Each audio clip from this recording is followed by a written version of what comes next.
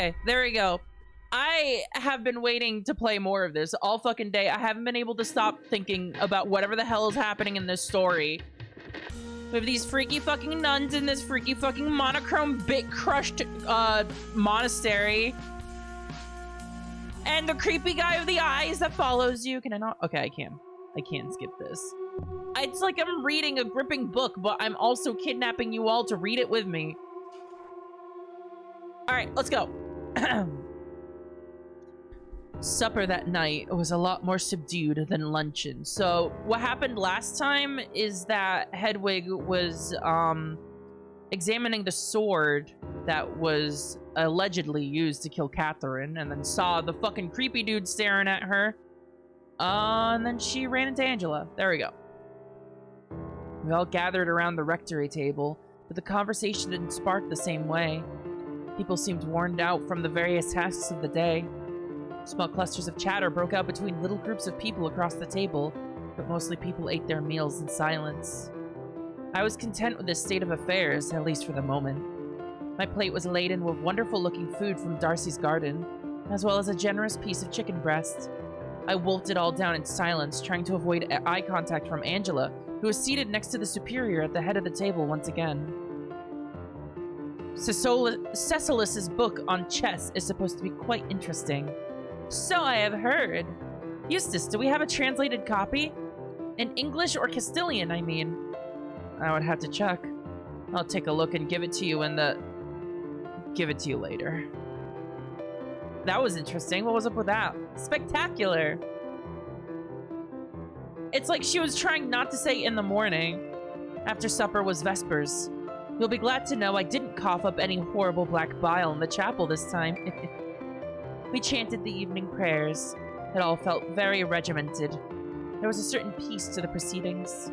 My head felt pleasantly empty and soft afterwards, free of the confusion and rage I had been alternating between earlier. Ah! Indoctrination! Wonderful! When the office of Vespers was concluded, people trickled out of the chapel one by one. Left to my own devices, I wasn't really sure what to do.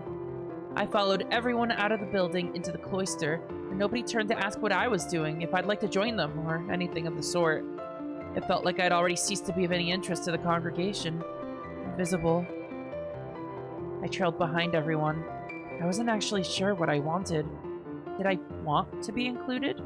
Would that make my job harder or easier? Would it make me feel better or worse?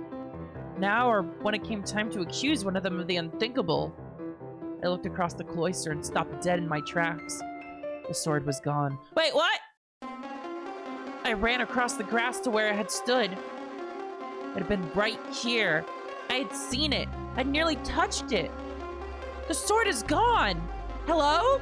Hello? I called out, but everyone had dispersed already. I looked down at the grass and then, with a jolt, looked up at where I'd seen the mysterious figure earlier. They weren't there. I stared at the slight divot in the grass where the blade had been stuck into the earth for a little while. The superior! She had to be warned! Someone is armed! Someone is armed! Superior! Mother Superior, The door yanked open suddenly. Get in. Now. Are you quite mad? I will send for you when I am prepared to talk.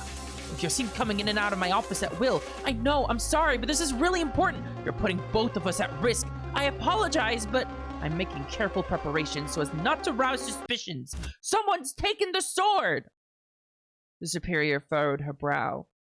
The sword, in the courtyard. It's gone! I saw it there this afternoon, and now it's missing.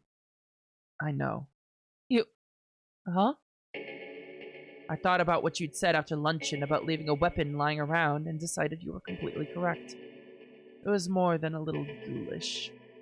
I told our sacrist to take care of it not long after you left. Eustace?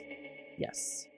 She's in charge of all of the relics and items of interest here, not just the books. Well, what if she's the killer? She has a wicked blade now! A sword that she could have gone and collected whenever she fancied were that the case. Hedwig, leave the strategizing to me. There is nothing whatsoever suspicious about an abbess asking her sacrist to keep an object under her care. It makes absolutely no difference in the grand scheme of things if Eustace is involved or not. She would have access to the blade either way. Now, if the blade turns up missing, or God forbid, gets used again, she will be the first person to call on. Please trust that I do think about these matters carefully. I like to play at least a few moves ahead. Moves ahead? What does that mean? Chess terminology. Have you played chess before? No. I'll have Eustace loan you Sosilus's book on the subject. It's really very interesting. I was well and bloody tired of hearing about chess, to tell you the truth. Anyway, you should go. If anyone asks, I was checking up on how your first day went. How did your first day go? I took a deep breath and raised my finger in the air, ready to let it all out again like I had in my previous meeting with the Superior. However, I thought better of it in the end. Fine. All things considered, fine. Good. Good. Angela doesn't trust you. Now there's the shock of the century. Anything else? No. Very well then. I shall send for you when I am ready to speak on these matters again, and to take you to visit the accused. Understood, Abbess. Have a good night, Hedwig. Well, that was a red herring. Jeez. That was a fucking, wow. I left. I trudged up the stairs, back to the dormitories. Sax, by the way. God damn, that sax. I pulled my robes a little tighter around myself. The wind was picking up outside. At the top of the stairs, I could see Eustace and Adela walking through the halls, holding torches and lighting the sconces on the walls, near the entrance to the dorms, the library, and the Misericorde. I was somewhat surprised. Oh my. Who's going to be awake to snuff all those out later? We typically only do the ones up here. This hallway gets a bit of traffic at night. The dorms, the library, and so on. Do not worry about fires, though. We put them out before we go to bed. I nodded absent-mindedly and continued towards the dorms. I had had a long day. The energy I had received from the bath had almost been entirely spent. I had no idea what the other nuns were planning to do with their night, but all I could think about was my bed. I swung open the door to my little room and plopped face first into the straw mattress. My head hit the pillow with a thunk. Oh, really? What now? I flung my pillow aside to reveal a book. Is this the chess book? It had no title or adornment on the cover. But when I opened it, I was greeted by a lovely illuminated title page. Medea. Transcribed proudly by Catherine II of Lynbarrow Tor Abbey. Oh, this was transcribed by the victim. How did it end up here? The enigmatic woman in the wall. Oh, this was meant for Hedwig. May she find this most interesting and edifying. Despite its pagan origins, with apologies to Hesidius and Euripides in kind. I began to weep first, and then sob. Here it was. The play had been promised all those weeks ago. I cradled it in my arms, and dared not turn past the title page yet. There was something that kept me glued to those words. Little words that had been written just for me. Catherine's handwriting was a little scratchier than mine, but it was full of character. I touched the page gently, running my finger across the page to feel the slight indents where the quill had pressed into the parchment. She hadn't broken her promise to me in the slightest. I thought back to that night she came to my window. How soon after that had she died? How long before Samhain had she planned to give me this? I knew from experience that transcribing anything was no simple task, even if a play was much shorter than the Bible. Oh, what a strange mixture of elated and despair I felt. I had a special gift from Catherine. I would never be able to share my thoughts on the story with her. I was left with precisely half of an experience, and I would never, ever live the other half of it in all of my days. It would have to do. Oh, this is sad. Eerie longing. Just knowing that Catherine had made this filled me with joy. As I dried my tears, I wondered, who had brought this here for me? Nobody knew that I'd spoken to Catherine, surely, unless she had told someone while preparing this book. Did I have a secret ally? Someone carrying out Catherine's last wish beyond the grave? Or perhaps Darcy had been right, and I was about to meet a friendly spirit. I fantasized for a few moments about reading Medea alongside some sort of transparent, flickering version of Catherine for a moment. It was too sad to keep up for very long. Oh, I feel so bad about this! The yearning! I didn't even know what Catherine looked like. And, well, ghosts don't exist, of course. I put my pillow back in its place and settled down. I couldn't read the play. Not just yet. The whole thing was just sinking in still. I clutched the book to my chest and drifted off to a much-needed sleep.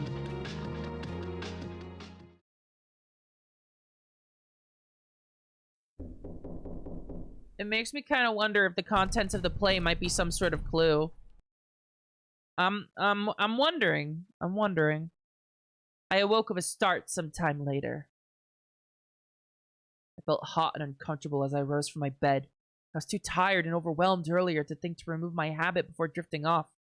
I carefully slotted the copy of Medea under my bed sheet and stepped out into the dormitory hall. Hello? Is everything all right out here? I spoke in a loud whisper, not wanting to wake anyone who may have also been trying to sleep. I got no response, however. Uh-oh! Some weird shit's gonna happen! Uh-oh! I peered out into the second-floor hallway. The sconces were still lit, flickering somewhat in the wind. Up ahead, I could hear a door closing. People were still awake, it seemed. I sighed deeply. Was this the hazing the superior had mentioned this morning? Laura? Is that you? Margaret? Catherine? I could hear faint laughter coming from somewhere down the hall. Curious, I crept forward. I could definitely hear laughter and talking, and what sounded like a lute being strummed. As I walked down the hall, the sounds got closer. I realized they were coming from the door next to the library. The Misericorde? I frowned. It sounded like there was a raucous party taking place behind the door. I was confused and a little hurt. I vaguely knew about the concept of the Misericorde from some of my reading. It was a room where the rules of St. Benedict were lifted and oblates could partake freely in red meat and pork and other delights forbidden to us in the refectory on certain holidays.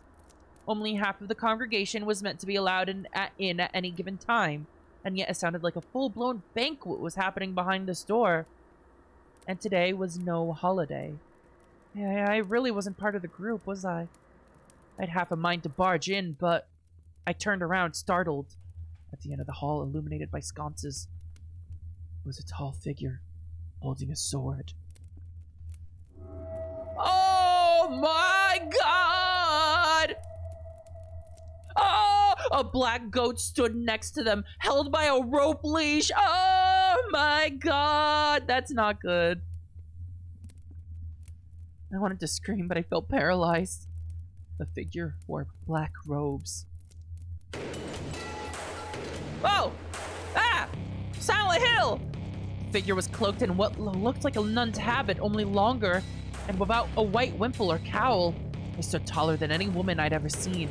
Slowly, the monster lifted their sword towards me, pointing with the blade, and as it glinted in the fire, I realized that they were wearing a large metal gauntlet. I took a step back, but as soon as I did, the apparition at the end of the hall thrust the blade they held into the air. With a rumbling rush of air, all of the sconces in the hallway blew out. For a moment, everything was pitch black. The figure's sword was suddenly wreathed in flame. What the fuck? I could see once more. This creature and their pet were an even stranger sight, lit only by a flaming sword.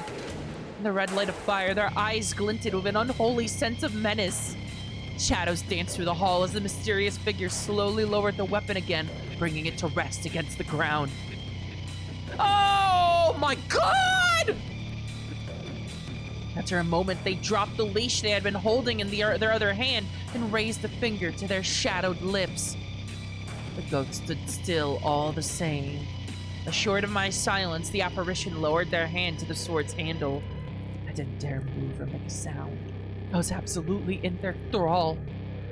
Now gripping it with both hands, they lifted the burning sword high into the air. Firelight flickered around the hall in an eerie pattern. And then they beheaded the goat in one swift motion. Lynnborough Abbey, danger! Danger! The fire was snuffed out, and I was plunged into purest darkness. Haha, and then what? Haha! Unable to bear it anymore, I finally screamed! Ow! Yeah. I heard booming metal boots against stone. Fearful that it was the beast bearing down on me, I turned to flee but got tripped up on my habit. I stumbled to the ground and knocked my head against the stone so hard I could see stars. I groaned in pain and struggled to find my bearings, but I was quite dazed. After a few moments of scrambling, I realized there was a thin strip of light next to me in the darkness. As the sound of chair scraping was heard, shadows began to pass over the bright line, and I recognized it was candlelight leaking from underneath the Misericorde door. There was some panicked fiddling with a latch, and then the door finally swung open. A few of the sisters huddled around me. Adela was holding a candle and looked by far the bravest of the group. Hedwig, are you quite all right? Whatever's the matter? There's intruder! I lifted a hand weakly to point down the hallway where I had seen the ghastly apparition. Adela took a few steps that direction, but I lunged forward to grab her frock. No, they're armed! Armed? Yes, there was a monstrous figure at the end of the hall carrying a sword! What? What should we do? Marta and Charity appeared in the Misericorde's doorway. Excuse my awful hearing, but did you say you saw someone with a sword? Heavens above. I thought we were done with that sort of nonsense. Adela had tugged her robe out of my grip and was cautiously walking down the hall. I dragged myself to my feet and made to follow her, the rest of the sisters who had spilled out of the Misericorde in tow. Tell me everything that happened, Sister Hedwig. I heard someone knocking on my door, and when I stepped out to investigate, no one was there. So I left the dormitories to see if they had gone down the hall, perhaps. And then I saw someone at the end of the hall, carrying a weapon and with a goat in tow! Hold on, a goat? Yes! And then they raised their sword, and the torches blew out. Crumbs, I would have been scared out of my wits. I still am! What happened next? I'm dying to know. I suppose it must have been a he the more I think about it. He lit a sword of flame and beheaded the goat. And now before pointing straight at me, a threat was leveled against me directly. Beheaded a goat, you say? Yes! This is a rather strange story, Hedwig. I understand, but you must believe me! We had reached the end of the hallway, which split in two directions. A large door to the surrounding wall of the abbey was open to our left, wobbling slightly in the wind and creaking softly. Where did this swordsman kill the goat, Hedwig? It would have been, well, here. Just about. I gestured around myself in a circle, but as I looked at the stone floor, I realized there wasn't a speck of blood to be seen. Are you feeling quite all right, Hedwig? You must have been seeing things. No shame in it, mind. There's all sorts of odd things I've convinced myself I've seen in the dark. And you're in an unfamiliar place and all. No, I saw it! It happened right here! Everyone was looking at me with a mixture of concern and annoyance now. Here we go. It's bleeding cold. Adela's candle blew out. Uh-oh! Everyone yelped. The door that had been easing back and forth in the nighttime air had suddenly slammed shut in the wind. The noise echoed throughout the hall with bone-rattling power. Christ almighty! That just about took my poor heart out! Is everyone out? All right? I was quite shaken myself, but I soon realized that everyone else was chuckling. I'll admit it. That was a pretty good one, Hedwig. Good? Absolutely fiendish. You are a very convincing actress. I was truly bewildered. In the darkness, I could just barely see Marta clutching her chest and catching her breath, though she flashed me an approving smirk. Catherine was attempting to center herself with deep breaths between exasperated chuckles. Adela's face emerged from the darkness in front of me all of a sudden. She had her hands on her hips, and she looked at me in mock fury. We must watch out for her in the future. What's going on out here?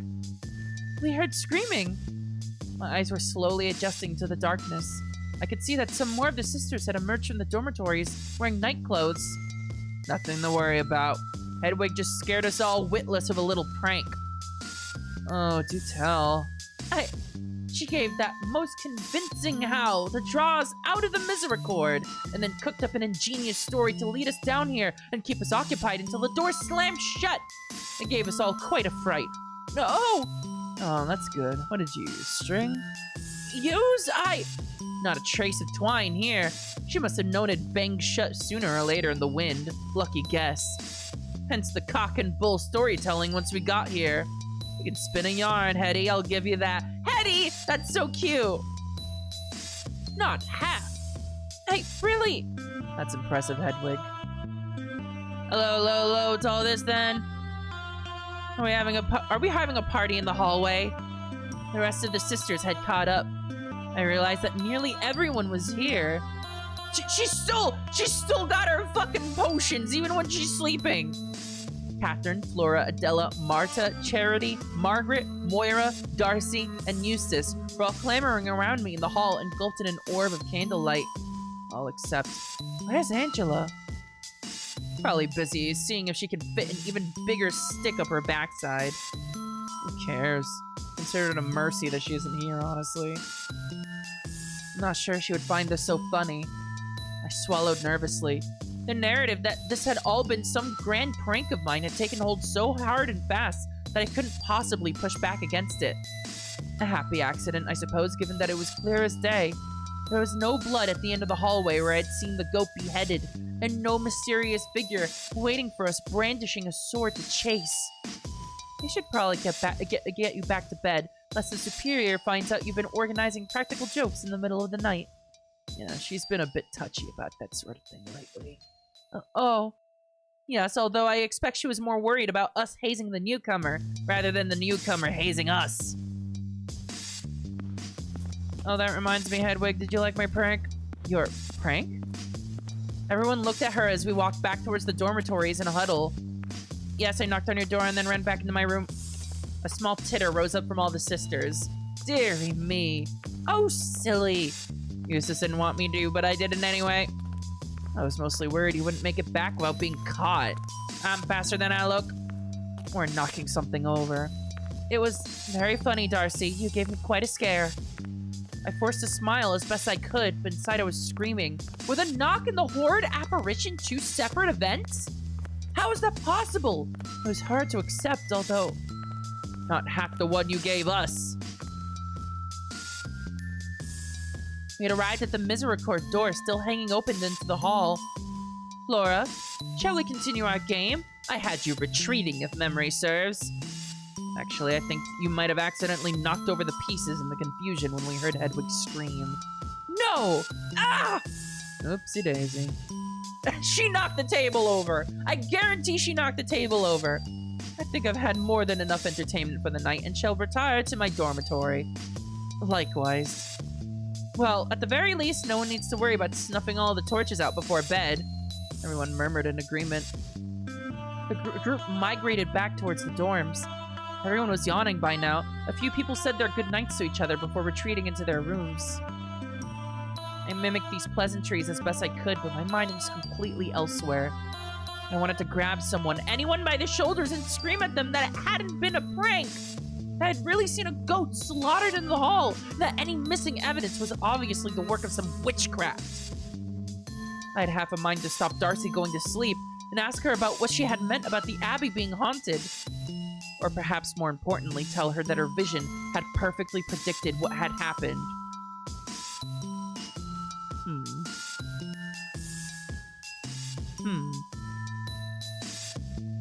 Chat.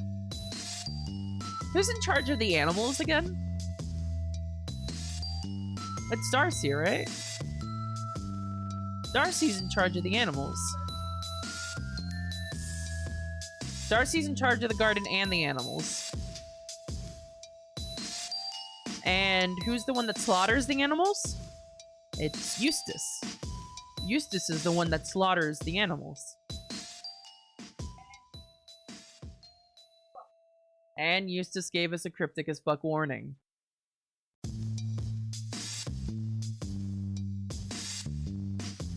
Eustace had heard Darcy's vision, which included the fire goat.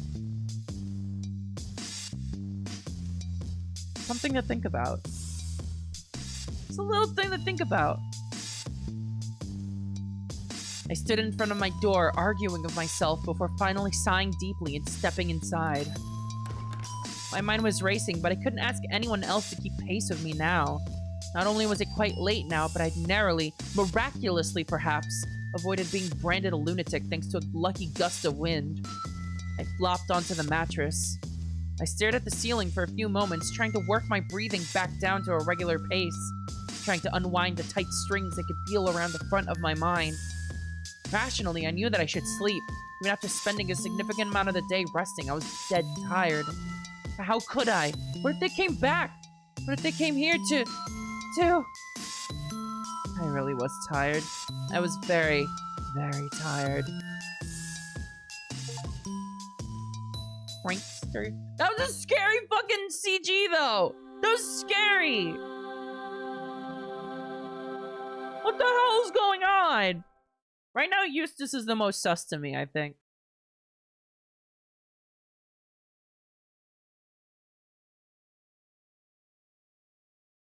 After what couldn't have been more than an hour, I awoke of a start and a yelp. After a moment, I realized I was sitting straight up in bed with my fists raised. Sleep may have taken me, however briefly, but I suppose I could at least take some comfort in the discovery that I would have been ready if my attacker had made their way into my room. Whatever good my skinny fists would do against a broadsword, at least.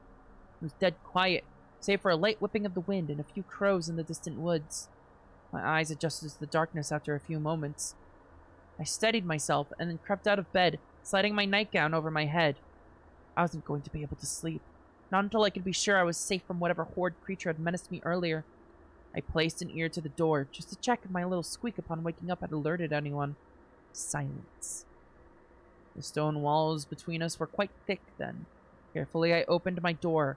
Mercifully, it wasn't excessively creaky. Oh, you're gonna get your ass murdered! While there was a little moonlight leaking in through the threshold to the landing, it was far too dark to go exploring without a light. I remembered Eustace and the others had been holding candles when they came to check on things earlier, so surely there must be... Aha! I hadn't spent much time in the dormitory's main room. Sure enough, there was a pricket holding a slightly droopy candlestick resting on the simple mantel above the fireplace.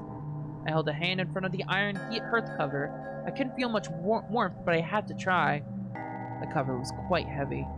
I did my utmost to not make a sound as I pulled it out of the way, just enough to peer into the fireplace itself. Sure enough, a little gust of warmth billowed out. The fire had been banked with ash, just as I had done many times in my cell. Carefully, I stretched my hand into the fireplace to brush some of the gray dust off of the embers before touching the candlestick to it. Eventually, the wick took, and I had a little light all my own. I nearly dropped the candle in surprise, when a noise had come from one of the adjoining bedrooms. Terrified, I scrambled out of the dormitory as fast as I could, just as one of the doors swung open. I held a hand over the candlestick's flame in an attempt to hide the flickering light. I could hear hushed voices carrying out of the room into the hallway. Darce! Darce! What? Where did I put the candle? Oh, I don't know. Damn it! I'll go in here, hang on. Give it here, then. Honestly, what are you like? Very talented and smart. Huh. Not what I was thinking at this particular moment. Ugh. What's wrong? Nothing. A moment later, I could see orange light emanating through the threshold into the hallway. My breath was shallow and ragged as I tried to stay as quiet as possible, now still turned at an awkward angle to hide my own candlelight. Come on, then. Yeah, sorry, I thought I heard something. Maybe it's the ghost. Ooh. Let's be careful what we joke about. It was joking. Eustace had no answer for this and turned away from the landing back into the dormitory. I heard a few footsteps and finally a door closing. As stealthily as I could, I left my hiding place and scurried down the hall. As quietly as I could manage, I moved through the hallway towards the spot where the apparition had emerged. I held for a moment as I passed the Misericorde, straining to hear if anyone was behind the door. If there was, I couldn't hear them. I continued onward, my heart beginning to beat out of my chest. What was I doing? The way I saw things, I was in danger no matter where I was. That thing could either kill me in my sleep or catch me out in the halls. I was woefully unprepared in either scenario, and perhaps more importantly, I had a wicked sense of curiosity about the whole situation. I padded over to the spot I was sure I had seen the figure behead that poor creature. Just as before, no blood.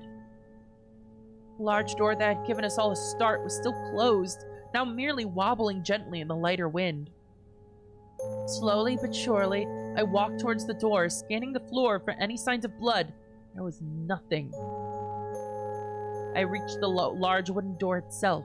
Presumably the swordsman would have had to have leapt through this doorway into the night to disappear after their hideous ritual. Curiosity got the better of me. With some trepidation, I slowly pushed open the door, hoping that its creaking wouldn't echo down the halls too loudly. I wedged it open just enough to slip through myself, but not again!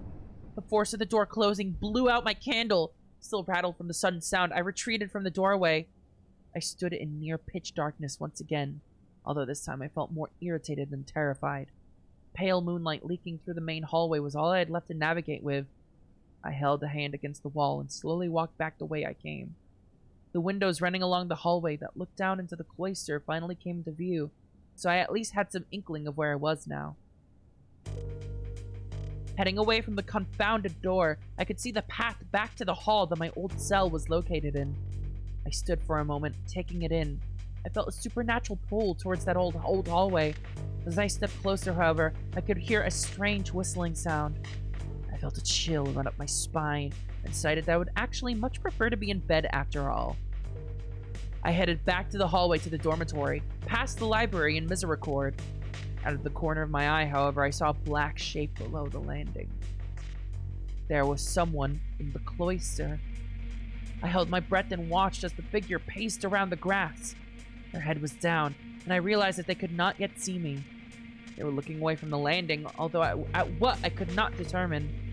My heart pounding once more, I hid behind a pillar and poked my head around to watch.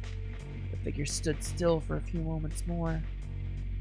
A part of me I had never met bade me to stay and observe, too curious to escape just yet.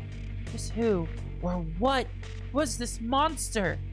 With a dramatic turn, they suddenly left the center of the cloister and disappeared into the shadows around the edge of the lawn. At first, I squinted to try and make out where they were going, until a far more intelligent part of me realized this creature could be heading up the stairs. I crept onwards as quickly and quietly as I could, back to the imaginary safety of my bed. It was far too strange out in the halls at night. I made it back inside my small room about a peep. I let out a deep, relieved sigh. As well as feeling terrified, I felt a little embarrassed. My first investigative venture had ended without so much of a hint of a clue. But I was also terrified. I got onto the mattress once more, but I dared not shut my eyes. Oh, whoops. Oh, shit. Sorry. Okay. Instead, I sat facing the door and removed the candle from the pricket I held. The pitiful metal spike would have to serve as my weapon if that ghoul came to my door. They did not appear. I'm on edge!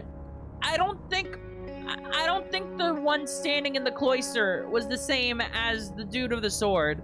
I think that was some other sister. I'm not sure what they were doing down there, but I'm not sure they were the same. I sat like that all night, clinging steadfast to my weapon and going over everything in my head. Before I knew it, morning came. I dutifully leapt out of bed and dressed as quickly as I could. As I pinned my cowl together, I mused over the best way to face the days ahead. I furrowed my brow and concentrated as hard as I could.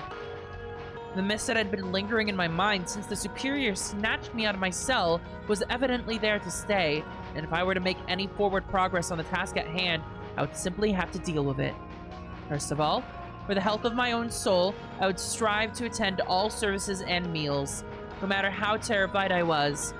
However, I may have embarrassed myself on the day prior. It wouldn't do to give up on ingratiating myself to the others. And more to the point, now that I was no longer an anchoress, this is how I would maintain my worship. I could not compromise on this any further than I had already. Mysterious demonic figures be damned. I would not let evil win. I had broken a sacred oath that I would slip no further. This fear that I felt, the danger that I faced, so be it, I thought. Secondly, Angela was the only sister who didn't show up last night after I screamed.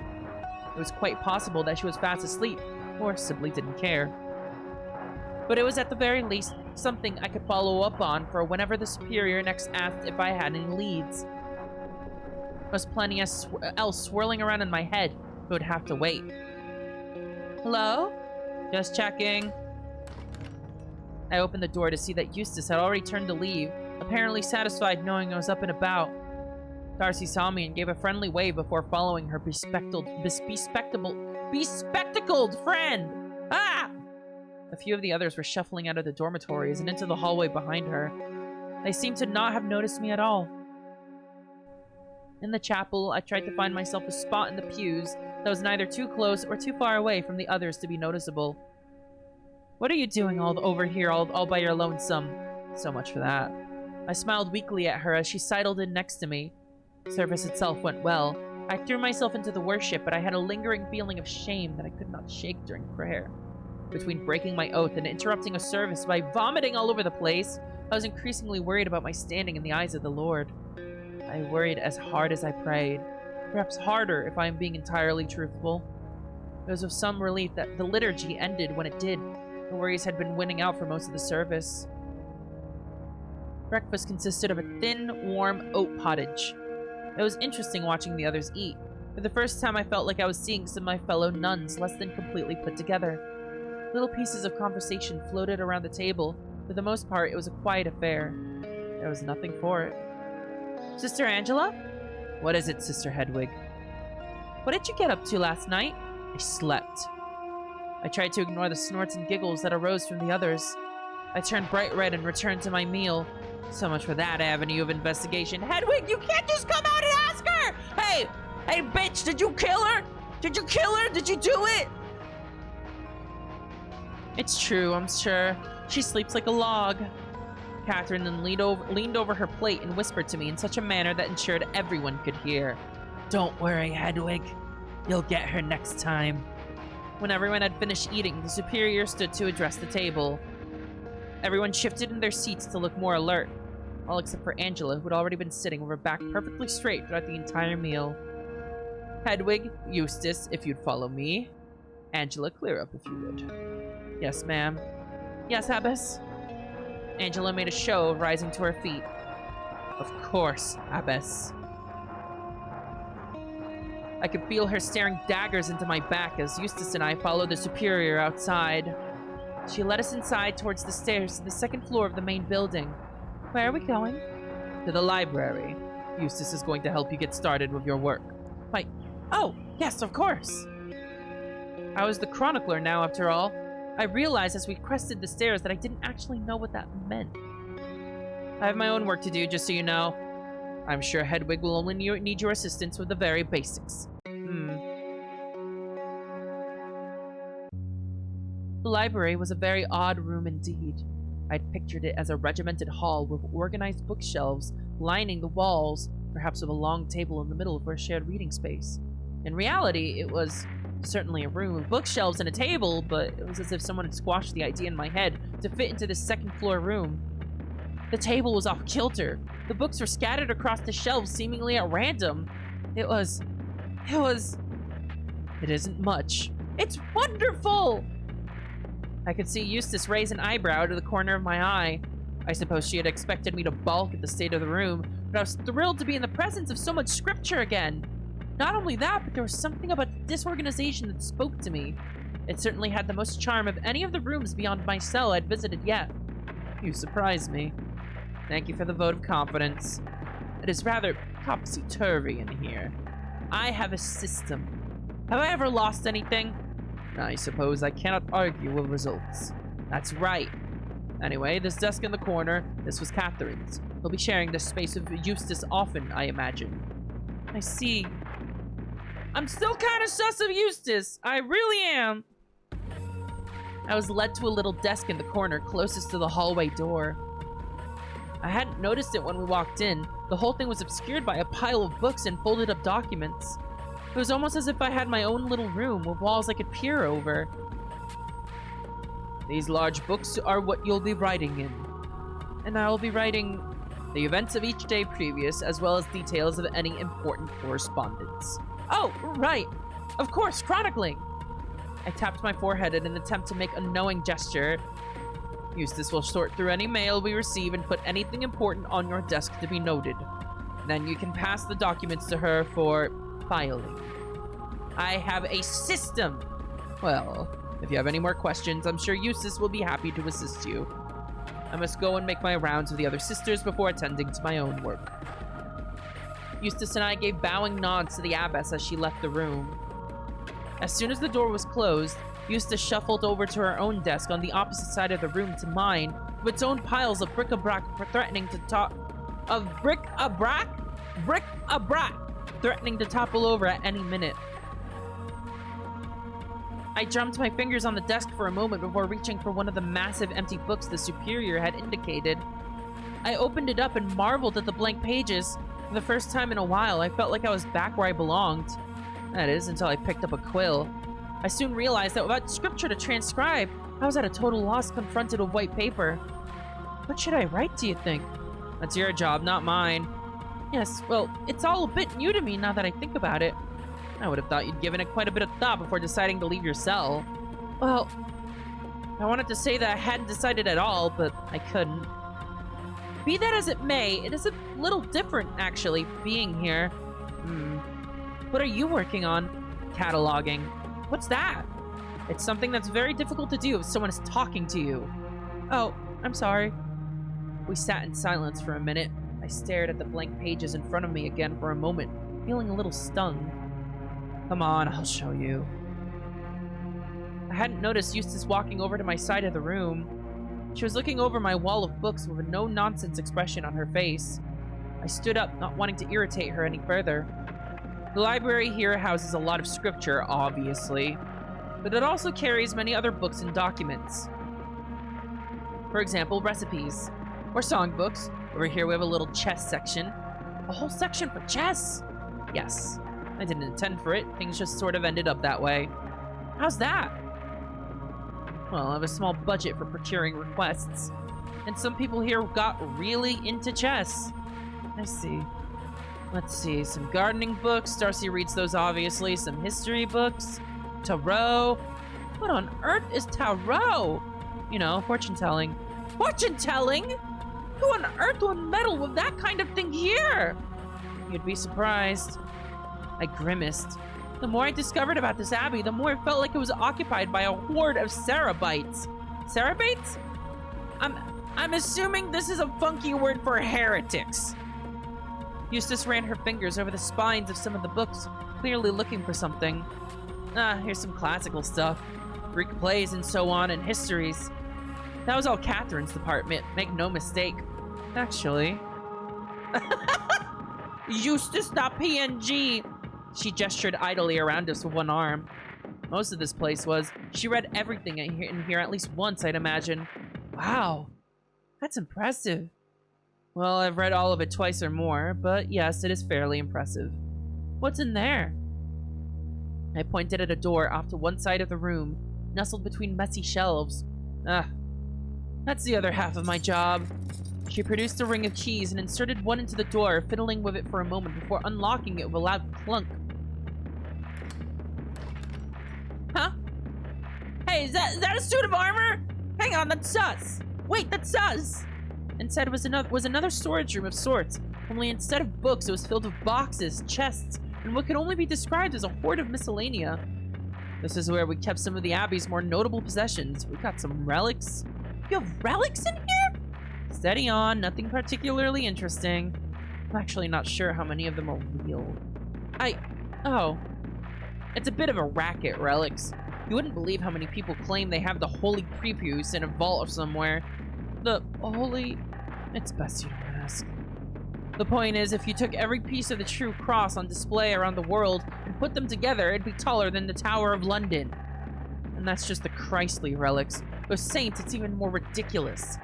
It's my job to confirm the provenance of the relics we hold here, and I'm not holding my breath for any of them. Well, what else do you keep in here? There's this fellow, for starters. She tapped the breastplate of a suit of armor on display in the corner of the little room. My heart leapt into my throat. The glint of metal was all too familiar. What is that? I suppose you wouldn't know what it is, would you? Oh, no. I know a suit of armor when I see one. I was just curious if this one holds any particular significance. We've been holding it for safekeeping for the Receiver General of some well-to-do estate. Well-to-do estate. Could this have to do with the conversation at the very beginning of the game? What's a receiver general? A well-paid bookkeeper. Oh. I hazarded another question that I hoped would sound casual. And you're the only one with a key to this room? What a responsibility. The superior also has a key. She's got the keys for most things, I should think. That makes sense. In case one goes missing. Steady on. Maybe I have one in here. Maybe I have one in case hers goes missing. I glanced around at the piles of assorted bits and pieces scattered around the room. This is just serving to implicate Eustace more and more. But is it a red herring, I wonder? Of course. Anyway, that just about wraps up the tour, I think. Oh, are you keeping the sword in here by any chance? I noticed it was gone from the courtyard. It was there yesterday morning and then gone after evening service. Eustace let out a ragged sigh and pinched the bridge of her nose. When she spoke, she had the unmistakable air of someone choosing her words very diplomatically. Yes, Hedwig, I am keeping Catherine's sword here. The superior asked me to move it. I'm sorry. Let's go. We both got work to do.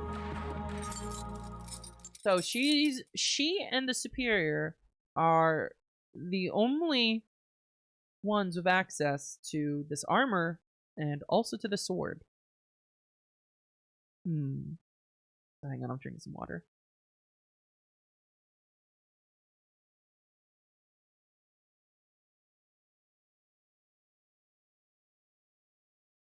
Okay. She ushered me out of the little room back into the library. I skulked to my new desk, well aware I'd overstepped some boundary. Eustace sat at her own desk and began sifting through pieces of parchment. Occasionally, she would scribble something in a ledger. From the sound of it, she was taking some feelings out on the paper. I tapped my own quill against the empty book in front of me. I hadn't the foggiest idea what to write, but I needed to do something. I suppose the date was as good a place to start as any. Excuse me, but what is the date today? It's the 11th of November. Thank you. Oh, fiddle. I wrote today's date, but I'm writing about yesterday. So cross it out. Alright, okay. The 10th of November. On the 10th of November, well, a lot happened, didn't it? I felt a flash of inspiration when I thought of all the things I could write about my life. What the superior had forced me to do. How awkward I had felt being thrust into a double life. But I, of course, could not do that. I had to focus on the basics, which was harder than it sounded. How did Catherine like to write things? I do have my own work to do, Hedwig. I know, I'm not sure how best to write things down. Eustace kept scribbling something in her ledger, not answering. Could I take a look at her old chronicles, perhaps? No, you can't. Why? Because I don't have them anymore. Where are they? Why are you so intent on pestering me about Catherine? I had started sniffling. I couldn't help it. I bit my lip and tried to control myself, but it was too late. Eustace kept writing in her ledger. It was so quiet I could hear a tear hitting the parchment on the desk in front of me. I wasn't trying to be a pest. Don't be so modest. You're quite good at it. I lurched out of my chair. The precarious pile of books on the desk wobbled, and I could hear glass shattering as I flounced away, sobbing uncontrollably. I fumbled my way deeper into the library. I didn't know where I was going. I just wanted to get away. Hedwig! Hedwig! Come back! I could hear her calling after me, but I didn't listen. I ran into the rows of shelves, not paying any attention to where I was going. Even if I had been, it would have been hard to see. I was bawling by that point, with my eyes scrunched up and full of tears. I stumbled around blindly. A few books fell off their shelves as I brushed past. I found a corner in one of the aisles and fell to a crouch, curling into a little ball and burying my head between my knobbly knees. It was all coming out. The embarrassment, the shame, the anger, and the fear. I'm not sure it was even Eustace's snippy comment that really did me in. Eustace was far less intimidating than a disappearing swordsman. Nevertheless, here I was.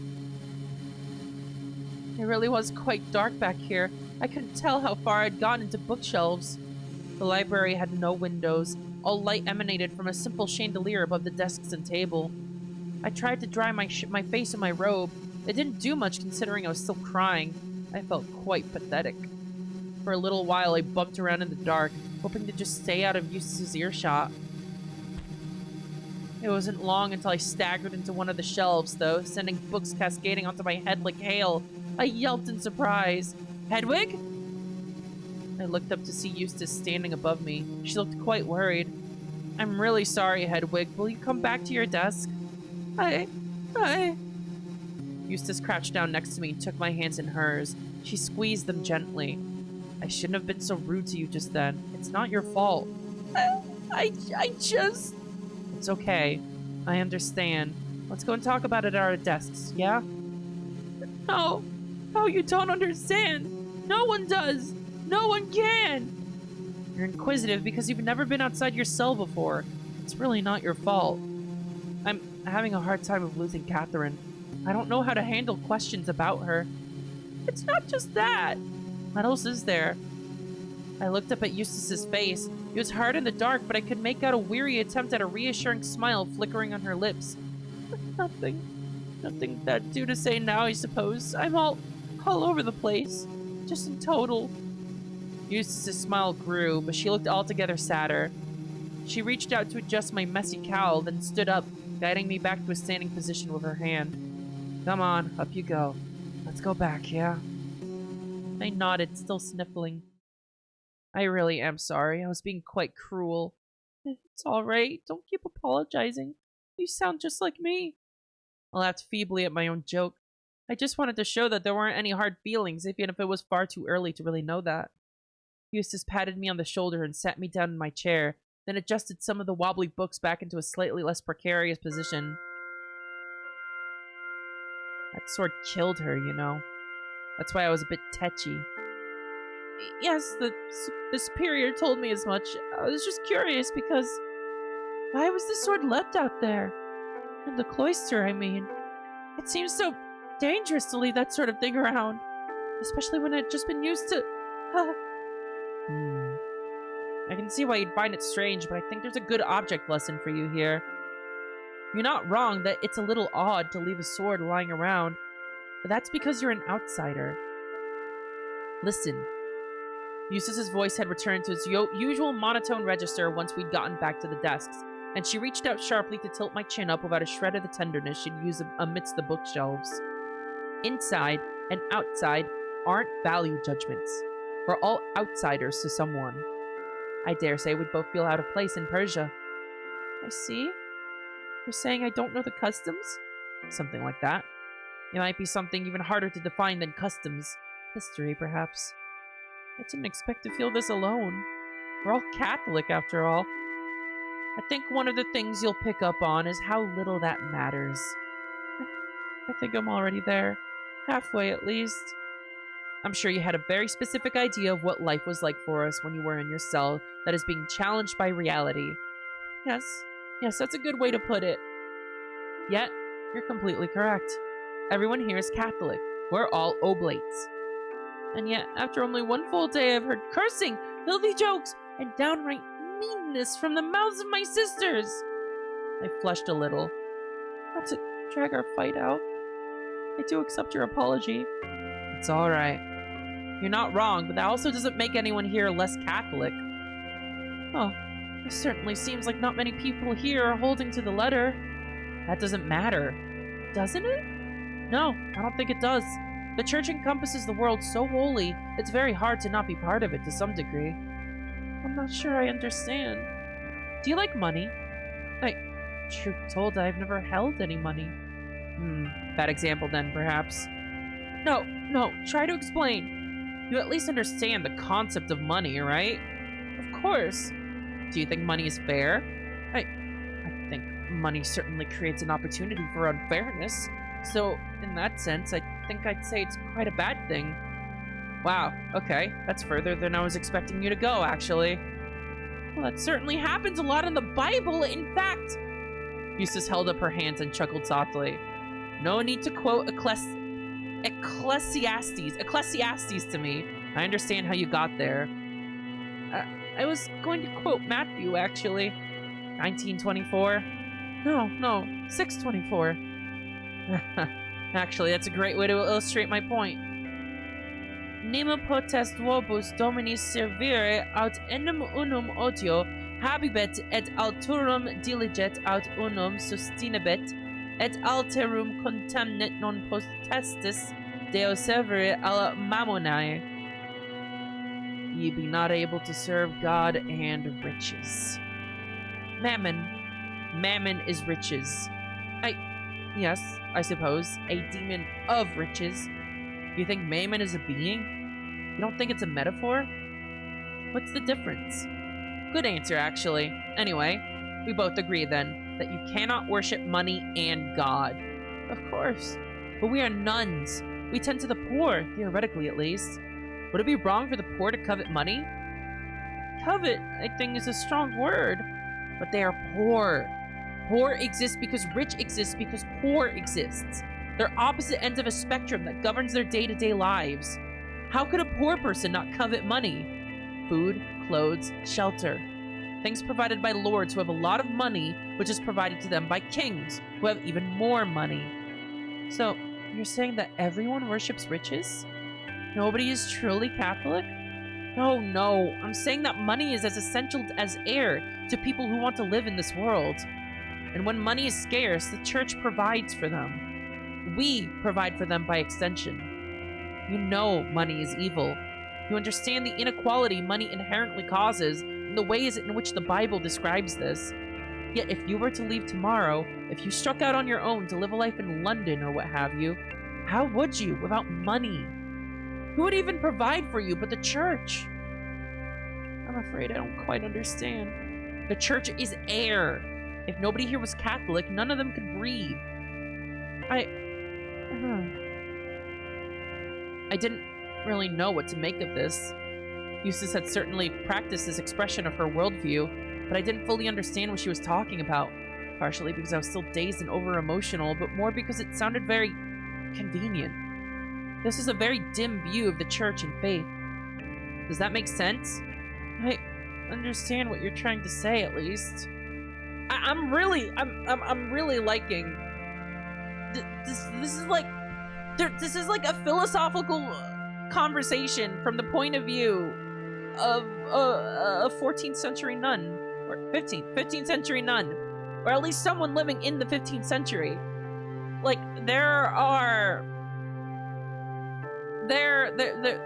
assumptions as part of this philosophy that only exist as part of this 15th century setting.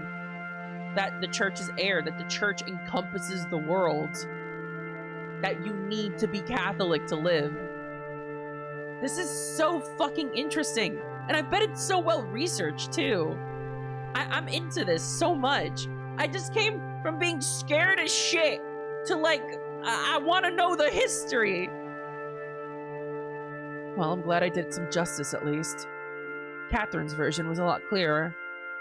That was something Catherine said? Paraphrase, but more or less. Catherine could talk about 3 times longer than I could on the subject. Most subjects, to tell you the truth. I tend to ramble. I'll have to think about all this. That is a most interesting opinion for an Abbey's chronicler to hold. Eustace had turned to walk back to her own desk. Like I've already told you, Catherine was a very interesting person. I should have liked to have met her. She sat back down at her own desk and began working in her ledger again. The same old Eustace had fully returned. It's a shame her chronicles are gone then. I could learn a lot from them, it sounds like. I picked up my quill and began writing. The conversation had certainly been illuminating, inspiring even, although not in the sense that I wanted to write like Catherine. To tell you the truth, I couldn't believe Eustace was relaying whatever Catherine's opinion had been fairly. It certainly did nothing to shake the idea that I was in the midst of a group of Sarabites rather than Benedictines. So I felt that, for now, I should chronicle things in an as uplifting and holy a manner as I could. I would log the daily activities, liturgies, meal times, and so on, and I would highlight the godly deeds I witnessed throughout the day. I reasoned that this would be healthier than listing the decidedly ungodly things I noticed. I would search for the positive, as it were. Are there any letters I need to transcribe in here today? Not today, no. Does much mail come through here? Loads. Who for? Eustace peered at me over her glasses witheringly. Most everyone, I should think. There isn't much else to do here. Who writes the most? You're being nosy. Just curious. You never know who has a gift for writing. It's Catherine, if I had to guess. Catherine the First. She's very popular. Really now? How interesting, I suppose. There's no accounting for taste. A thought crossed my mind. Are you sure there's nothing I could help with? Are there any letters that Catherine II was supposed to sort? I could take a look. If there were. There are not. Really? I've already taken care of any unopened mail in Catherine's possession. You see, in that case, I think I may be finished. Eustace rose from her chair and walked over to mine. She leaned over my shoulder. Holding her spectacles against the bridge of her nose, she read aloud, 10th November of the year of our Lord, 1482. The hours are observed in morning and evening liturgies. Luncheon was held in the rectory, as was supper. We actually had breakfast as well, but I suppose you weren't there for that. Breakfast before liturgy? Sometimes. Vacant position of dearly beloved chronicler fulfilled, rest in peace. That's nice. By myself. A kindness was visited upon me by Sister Moira. What was that? Well, she prayed with me in the bathhouse when I was feeling lost. Well, if it mattered to you, is that all you're writing? For now, I think. I'll probably go a little longer as I find my footing. Fair enough. Catherine would fill a whole page, that much I can tell you. A full page for each day? Yeah, sometimes more. You don't have to do it that way, of course, but you were asking about what her writing was like. No, that's very helpful. Well, what now? I have work to do still. You can do as you please. I think I might walk around and check in on some of the others. Maybe I can fill up pages hearing what others are accomplishing. Not a bad idea. I stood up to leave. Before I could step away, however, Eustace gripped me by the shoulders. She looked into my eyes with a gaze even more serious than the one she'd used in the garden. I need you to promise me something, Hedwig. Yes? Never go wandering around back there on your own. Can you do that for me? Back? Into the bookshelves. Not without me. I don't understand. She squeezed my shoulders even tighter. You can borrow anything you want from the library, of course, but I can't have you going back there without my assistance. Or better yet, just ask me to get what you need for you. My organization system is precarious. Does that make sense? Not really. Some books here are very, very important and very, very valuable. I'm sworn to protect them, and my organization system is, well, precarious, as you have seen.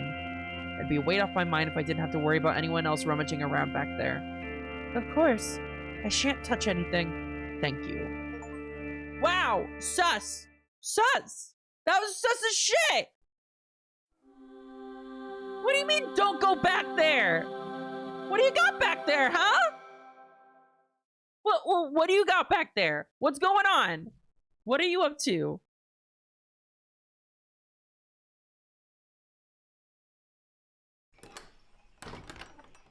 Let me assure you. As the door closed behind me, I felt a flare of embarrassment. I was just treated like a total fool, I thought. I had half a mind to turn back around and tell Eustace to stuff her sentimental stories about Catherine and show me the sword under lock and key. I didn't, of course. And thank goodness for that, honestly. No, I won't explain what I mean just yet. Hey, Hedwig! Hedwig, don't be... Hedwig, you're being an unreliable narrator. Don't be weird, Hedwig. Let me tell you something about that chronicler position. It might have taken a fair bit, but it did teach me a thing or two about spinning a good story. Anyway. The cool air of the hallway hit my face hard after being in the stuffy library for so long. I could feel the damp patches around my eyes and cheeks where my tears had been drying. I wiped my face with my sleeve to try and erase any lingering evidence. Oh, fancy running into you here. Moira, oh, this is nice. Hang on, thanks. I was just wondering if I could, like, hide the text just for, like, a thumbnail, you know? Oh, you can put a filter. That's interesting.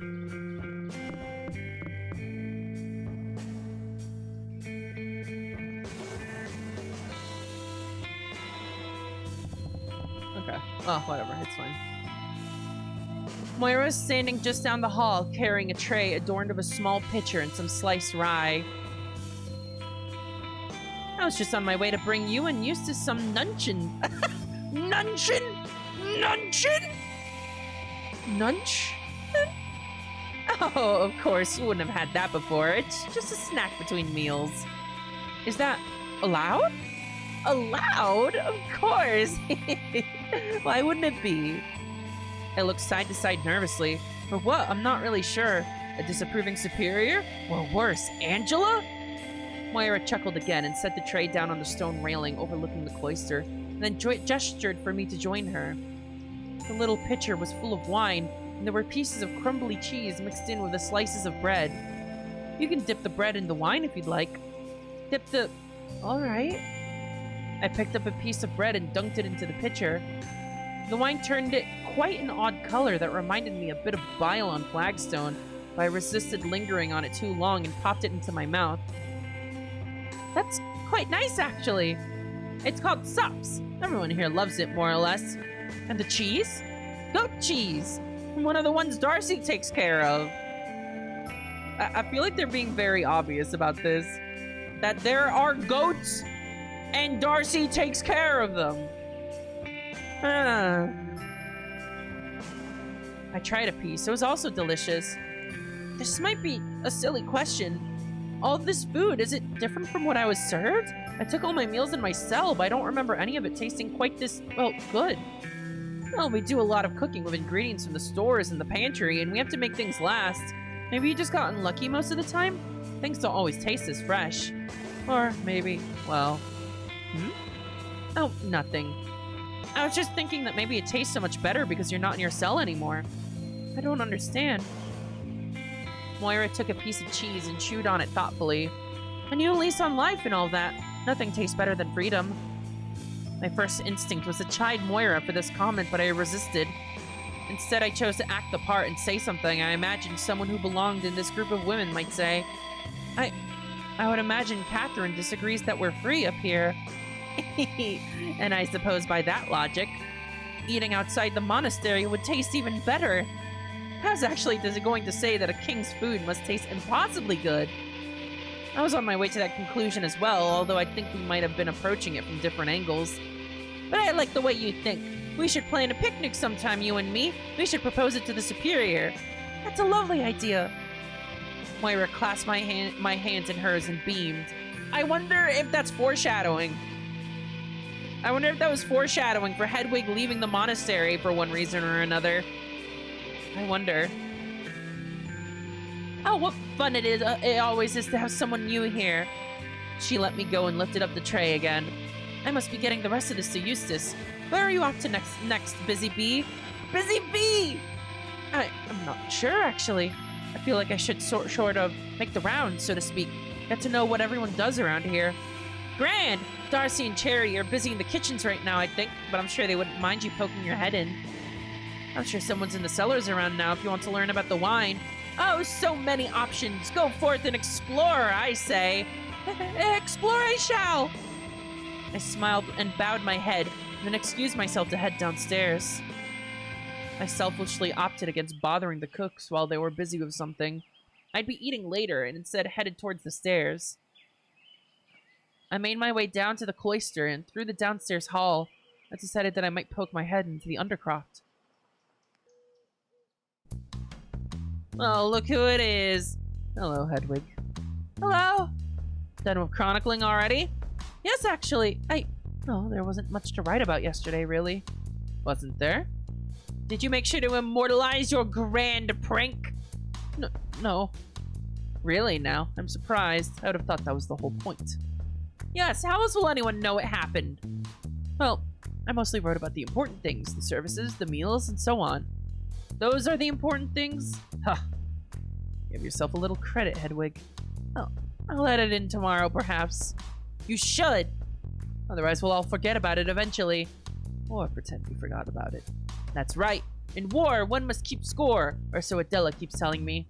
War? Relax. We are definitely not planning a counterattack to your door prank. Yes, we've just been discussing faith and whatnot. Oh yeah, these two are always discussing faith. Yeah, that's what these two are always talking about when they're alone together. That's right. The Nicene Creed and its many subtleties. Oh, how interesting. Which ones? Which subtleties? Feel okay. Well, I wouldn't count that as a subtlety. That would be my contribution. Wait, no. Ow! I couldn't agree more, Hedwig. I have a habit of understating things. For effect, you understand. Naturally. The pair smiled at me, and I could sense they were politely ushering me onward so that they can continue whatever conversation they'd actually been having. I decided to press a little further, however. What have you two been up to today? I decided I'd see what the other work around here is like since I finished so early. Well, there isn't exactly much almoning to do up on this hill, so I've been helping out in the cellars. Oh, what have you been doing? Catherine and Margaret exchanged a glance. This, more or less. Not to sound like our dear friend Eustace, but that's a euphemism. Well, not entirely. If something needs lifting, they'll shout.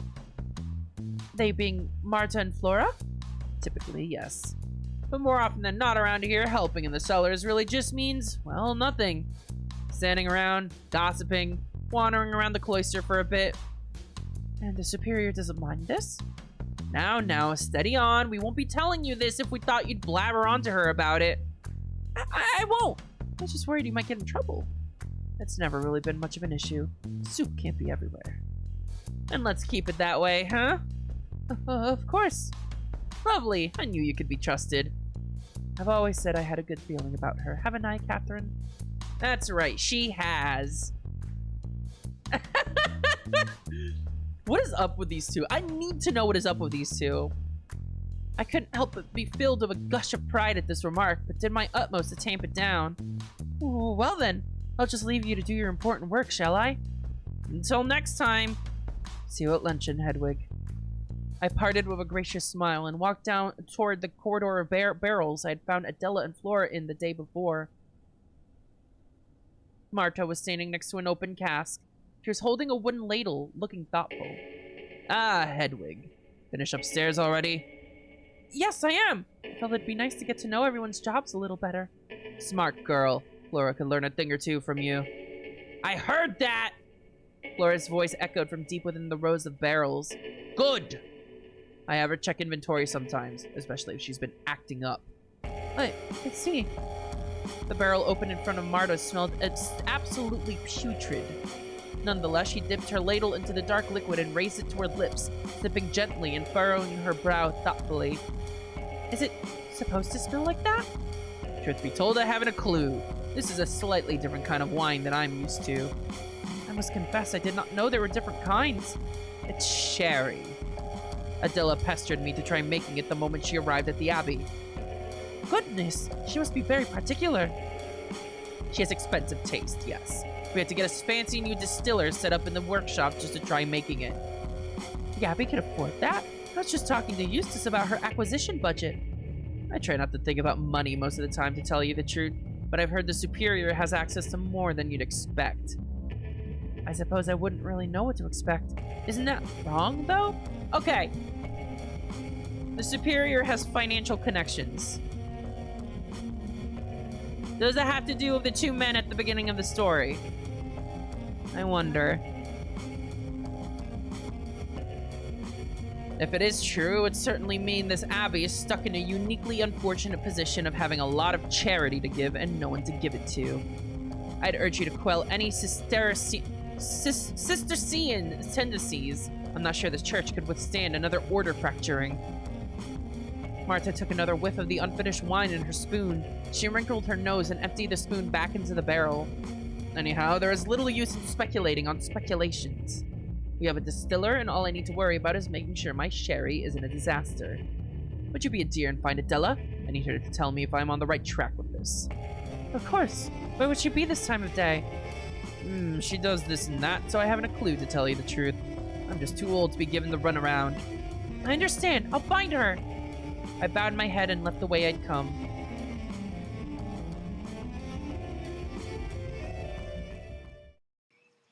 It turned out I didn't have to go very far. After jogging back up the stairs to the cloister, I decided to check the gardens, where I found Adela and Darcy tending to a row of vegetables. Hedwig, hello! Hello? Marta actually asked me to find you, Adela. Is she meddling with the sherry again? She's going to ruin it, I swear. Oh, be careful. Ego autem dico vobis non jurare omnino neque per Carlo. Sherry is very important and delicate. For sherry, I will swear. Fair enough. Goodbye, my friends. I will speak to you again once I have walloped some sense into Sister Marta. With words, Hedwig, do not worry. The old word wallop. Word wallop. Darcy, I love you. That is correct. I would never hit anyone. Although, over sherry? No, that's not funny. It is a little funny. Because really, I would not. And that's what makes it funny to say you would. I get it. I suppose we have very different senses of humor. Adela gave a little approving nod to Darcy and then turned to leave. Would you mind helping me finish what she was helping me with? Of course! What can I do? Take the rest of these carrots with me and put them in the box. She pointed at a wooden crate half filled with plump reddish vegetables. Alright then, do I just... Gotta push him down and yank him out like this. Darcy flopped to her knees and gripped a clump of green stems that were poking out of the soil. She pointed at a little purple mound poking up out of the dirt. Watch this. She pressed the carrot into the earth and then pulled it out of the ground with remarkable ease, then tossed it several yards into the crate. It's easy. You try. I knelt down gingerly in the soil, a little apprehensive about getting my frock dirty. I rummaged around in the nearest patch of greens and traced my finger down a stem until I uncovered the top of the carrot and pressed. Nothing happened. Press harder. I gave it my all. The resistance finally broke after a few difficult seconds, and I nearly fell face first into the carrot patch. Oh! There you go. Now pull it out. I regained my composure and removed the carrot from the earth quite easily. How does that work? You're breaking off some of the little roots holding it in place.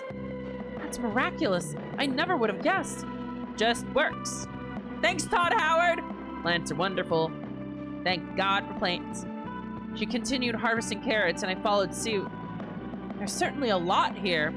We need as much food as we can before winter starts, and the carrots are good and everything. I hadn't thought about that. What else do you grow for winter?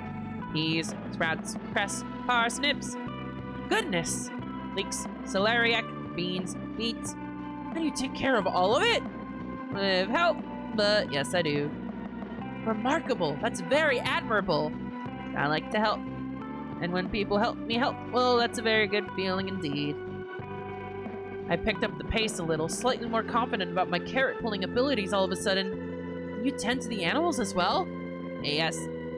You've certainly got a lot of responsibilities. There actually are not that many animals. I think even just a few ducks might be too much for me to handle. The ducks are friendly, so that helps. Other than that, we just have sheep, and that's a shared responsibility. Really? With who? A man from the village spends some time up here in a little house and helps with the sheep.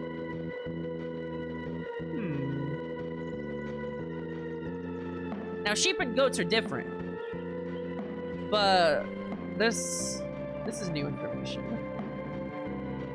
This is definitely new information.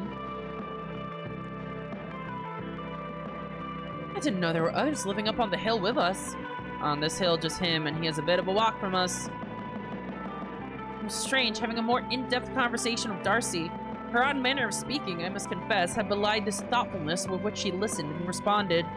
Her words came thick and slow, like treacle, and sometimes I felt like any emotions they carried were delayed. Nonetheless, it was clear that she was lucid and intelligent, just as much, if not more so, than anyone else I had spent time with so far at the convent. So I picked my next questions carefully. It was a rare privilege to see you in the process of having a vision yesterday.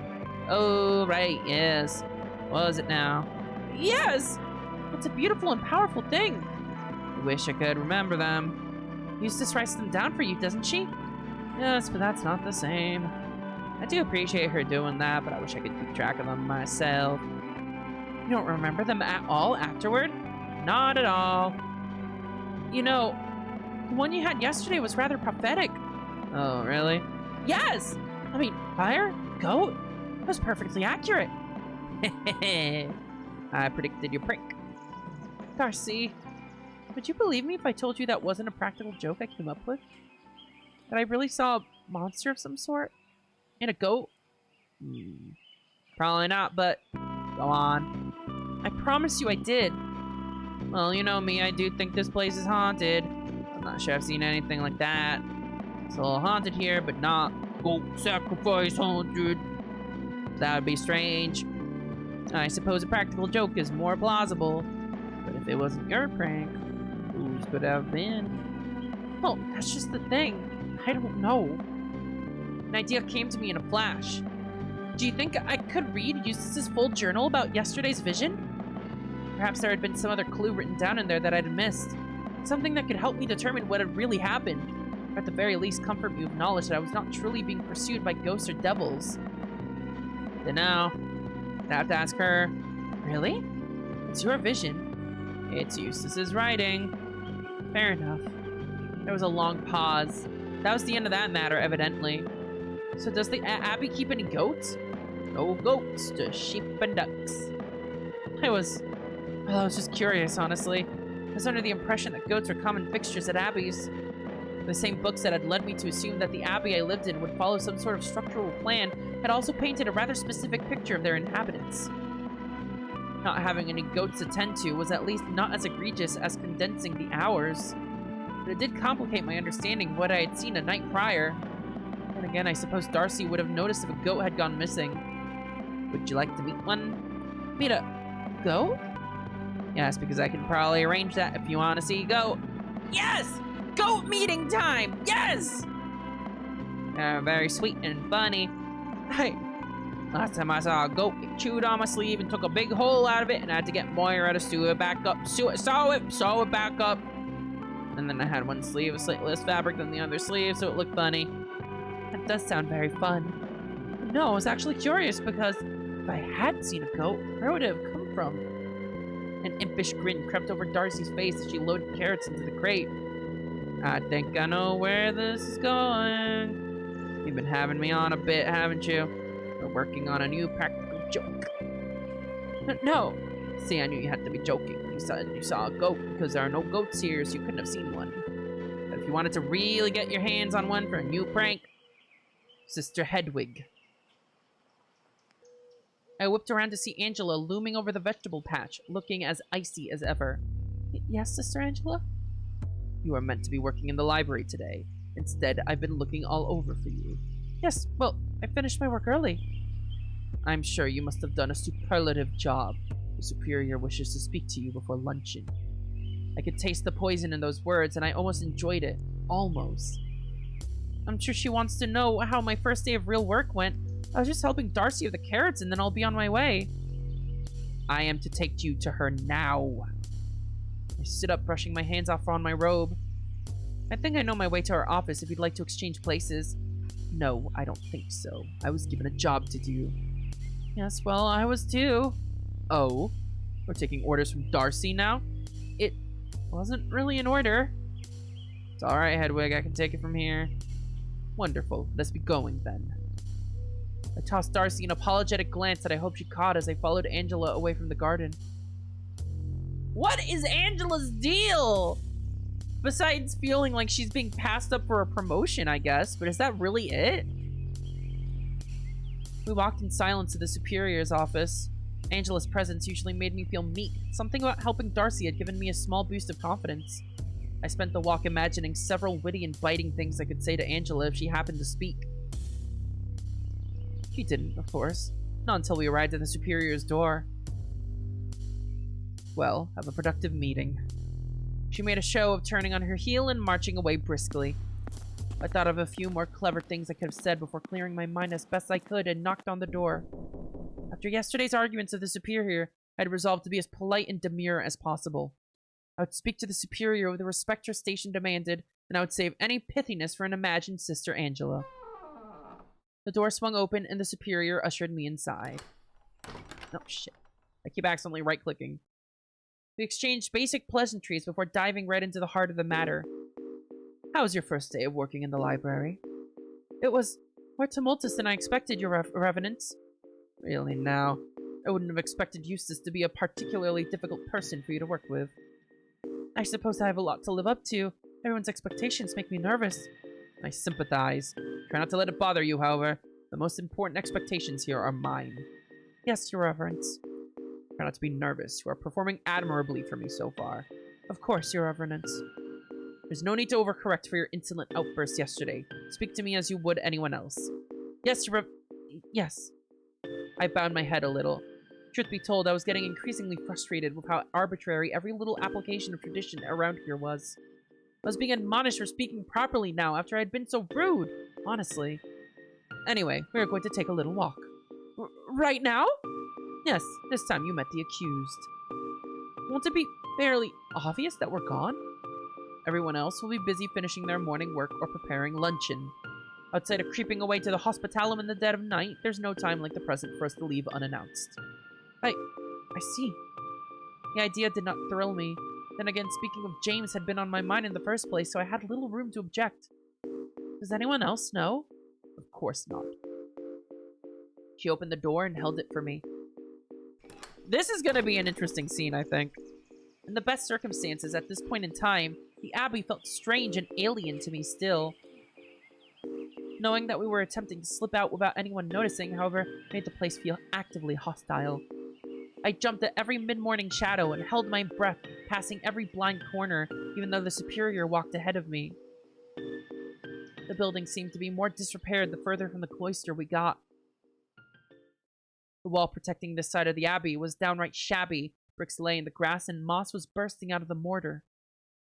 Is the hospitalum not part of the Abbey? It was built much further away than is useful, I must say. You all right? You're a bit pale. That just struck me that I was about to leave the confines of the Abbey, hardly a day after being ripped from my cell. Compared to my organized existence in that small room, the corridors and cloister already felt like a whole new world. Stepping beyond those walls felt like a whole new level of transgression. I'm all right.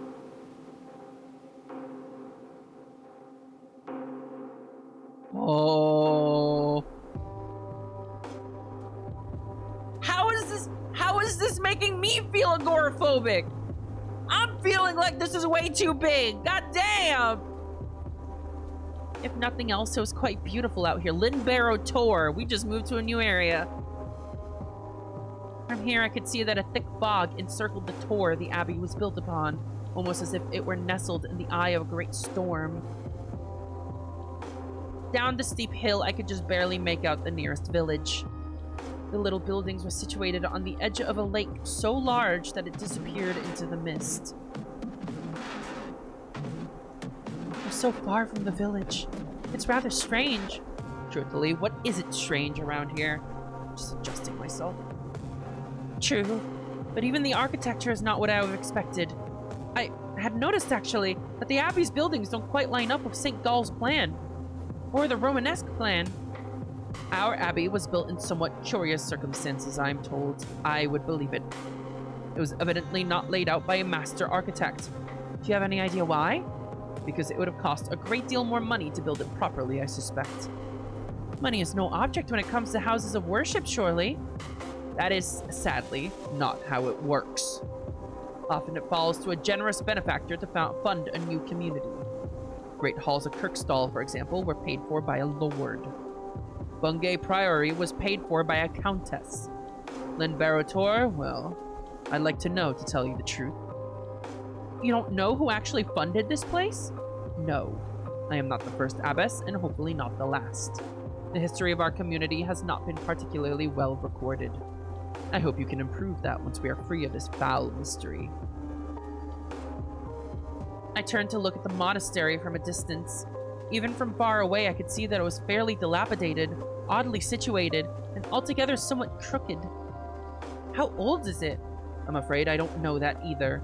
Monasteries serve many purposes: way houses, centers of learning and study, beacons of spiritual guidance for local communities. Lyra is none of these. I'd quite like to see it become one day. Another reason why our mission is of the utmost importance. This place is falling apart, Sister Hedwig. I understand. The superior nodded, and we continued walking through the hospitalum.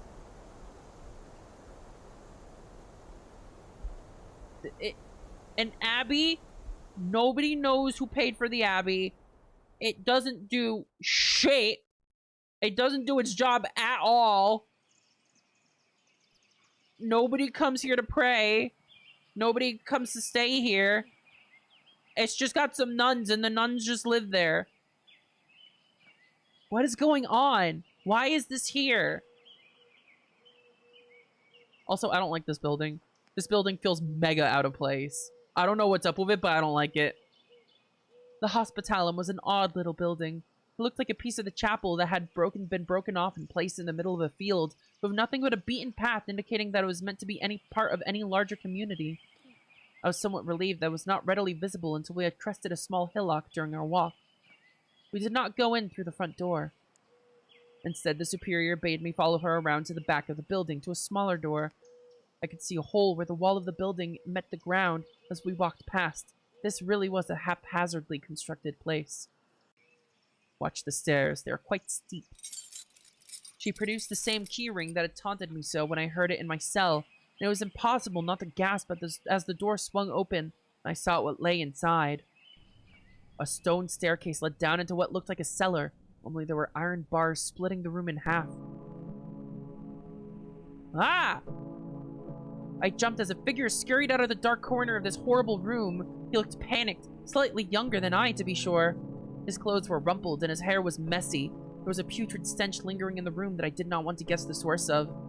He might have had a boyish charm under better circumstances, but imprisonment had clearly taken its toll.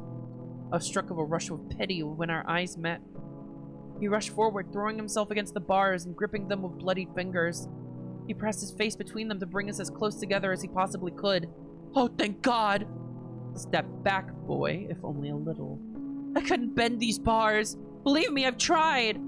Nevertheless, his eyes darted between the superior's and my own a few times before he relented. He took a step back and breathed deeply. He really was a pathetic sight to behold. This is Sister Hedwig. She would like to ask you some questions. Questions? What bloody questions could you possibly ask? Did you kill Sister Catherine? No, I didn't kill no one. He paused for a moment, looking me up and down, and then turned to the superior. That's it? You've held me here for how long? Had me wait in this shithole while you promised to get me help? And you're bringing me a nun to ask the same goddamn question I've answered over and over? Have you no shame? I am sorry. If you were, I wouldn't be locked up in here. Hedwig, I will wait outside. Conduct your questioning with some haste, so we can be back in time for luncheon. What do you want? Are you sure you did not kill her? You promise? What good is my word? You've already decided. You have no evidence, but neither do I. Well, it would matter to me. The mouth that lies kills the soul, as it was written. Ah, that they do. Are you a God-fearing man? As much as anyone around here is. And would you promise me you did not kill Catherine? It doesn't matter what promise I could offer. Promise me! The stable boy recoiled in shock. I was surprised myself. I'd stamped my foot down so hard I had kicked up dust from the filthy cellar floor, and it lingered in the air for a while as the young man and I stared at each other. I promise, I swear to you, I've never killed nobody. Least of all some poor woman. I believe you. Fantastic. Where does that leave us? I have more questions. Of course you do. Why were you here that night? I made the mail and supply delivery sometimes from the village. At night? Not usually, no. I'd forgotten something, a letter. I saw it laying in the dirt when I got to the bottom of the hill, and came back first thing next morning to deliver it. What was in the letter? How should I know? I'm no murderer, and I'm not a thief, neither. Of course, that was a silly question. From where I'm standing, all of your questions are worth just the same. I want to get you out of here. I want to help you. You lot keep saying that if you wanted to help me, you could just open that door and set me free. Let me go home. I don't have the key. You could call your bloody superior down and have her do it. I can't. She wouldn't. Then how can you help me? This isn't fair. This isn't right. Isn't this a convent? Why do you witches even have a dungeon? You raised an honest point. For extreme situations like this, I suppose. Will I ever see a judge? Why do you lot still do the ordeals around here? I don't know. Fat lot of good your help is to me, then. I want to prove your innocence. Who to? To everyone! Your superior says she believes me as well. If you believe me, that's well and good, but clearly something else is keeping me here. Who am I meant to answer instead of a jury? I'll tell you what I think. I don't think you believe me at all, you or her. I think you're keeping me calm before you put me down like a lame horse.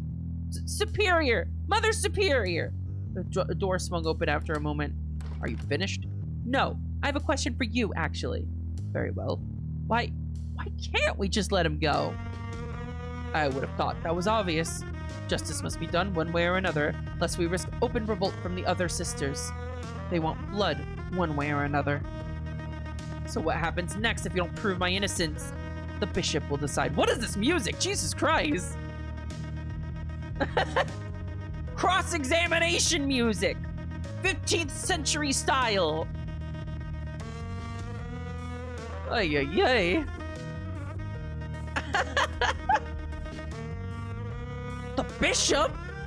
Yes, he has been informed of the general situation. When he makes his usual visit at the end of the month to deliver the sacraments, he will deal with it, along with any other business. So no matter what, somebody is going to be handed over to him?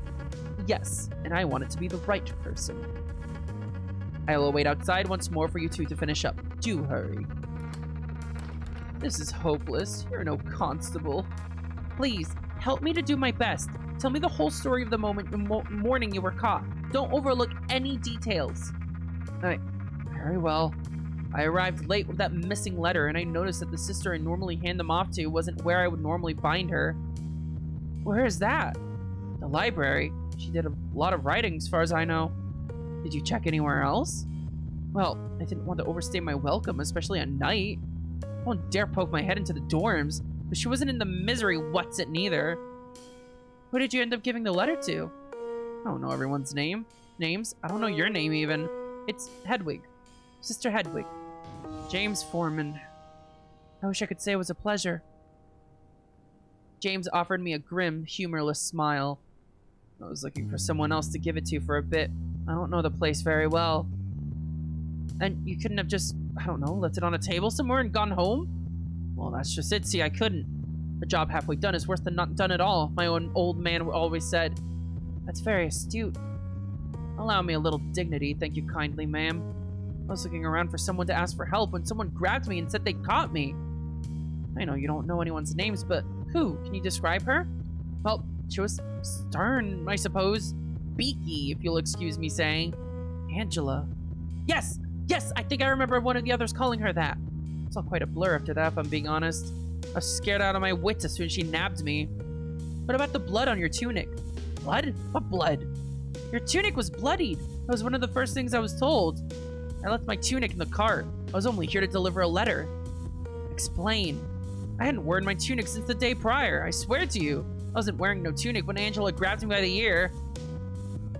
We stared at each other in silence for a moment. I wanted to believe him, but that required believing that there was a much deeper conspiracy at work than I could have imagined. We were both so still that I could hear the wood above us creaking and bending. It was almost as if the building itself was breathing. Finally, the silence was broken by the door atop the stairs opening. Are you satisfied? We should go back soon. We cannot miss luncheon. Have you seen it? Have you seen my tunic? What is he talking about? His tunic, the one covered in blood. He says he wasn't wearing it the morning it was found. Impossible. I saw the thing myself. It's ghastly. I swear I wasn't wearing it. It's true, damn you. Someone is lying. I've seen it. It is indeed bloodied, and I can have Eustace pull it out of storage to show you. However, I'm being betrayed. Set up.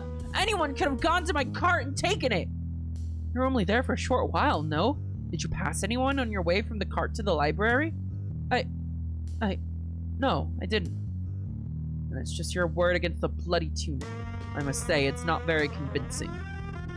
You said you believed me. And I do, but I am not the one who needs convincing, unfortunately.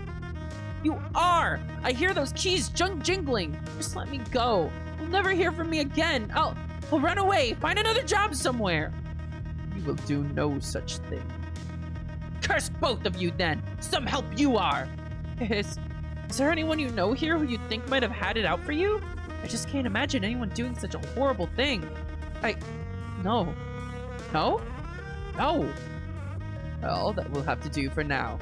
I hope you learned something useful, Hedwig, for all our sakes. Wait! There is one more thing that may help my cause. Someone can vouch for my not wearing the tunic that morning. Who? Sister Catherine, the other one. I thought you didn't pass anyone on the way in. She was in the library when I went up there to find Catherine, the other Catherine. God rest her. Well, it is certainly not much, but it might be a start. Thank you, Mr. Foreman. Has word been sent back down to the village about why I'm gone? Yes. Huh. That's good, I suppose. Have you had any word back? I have not. Shame. He looked utterly defeated, so much so that I could not bear looking at him any longer. A small part of me wanted to wrench the keys from Mother Superior's hand and free the wretch myself. Ma'am, you had me promise you I was telling the truth, and I did. Will you promise to find whoever did this to me? I can't promise that. I can't promise what I don't know is possible. Do you promise you'll try? Please? Yes, I promise I will do my utmost. We bowed to the poor young man and headed back up to the precarious staircase to the outside world. So much pressure on Hedwig. So much fucking pressure on Hedwig. Ace Attorney Hedwig. This guy even looks like the first client from fucking Phoenix Wright. Fucking Larry Butts. This is medieval Larry Butts. I dare not turn around to see his expression as we left. Could not bear it. The Superior and I didn't speak on the walk back to the Abbey. I was torn between feeling curious about the wide world that I'd stepped into and worrying that someone in the stone buildings ahead of us was watching. I half expected an arrow to come sailing over the wall and strike me dead in the chest. However, almost as soon as this gory image crossed my mind, the fog between us and the monastery thickened. I found this comforting, as if I was, perhaps, being watched over by God on my righteous quest. How very silly of me. The thought carried me for a little while, though.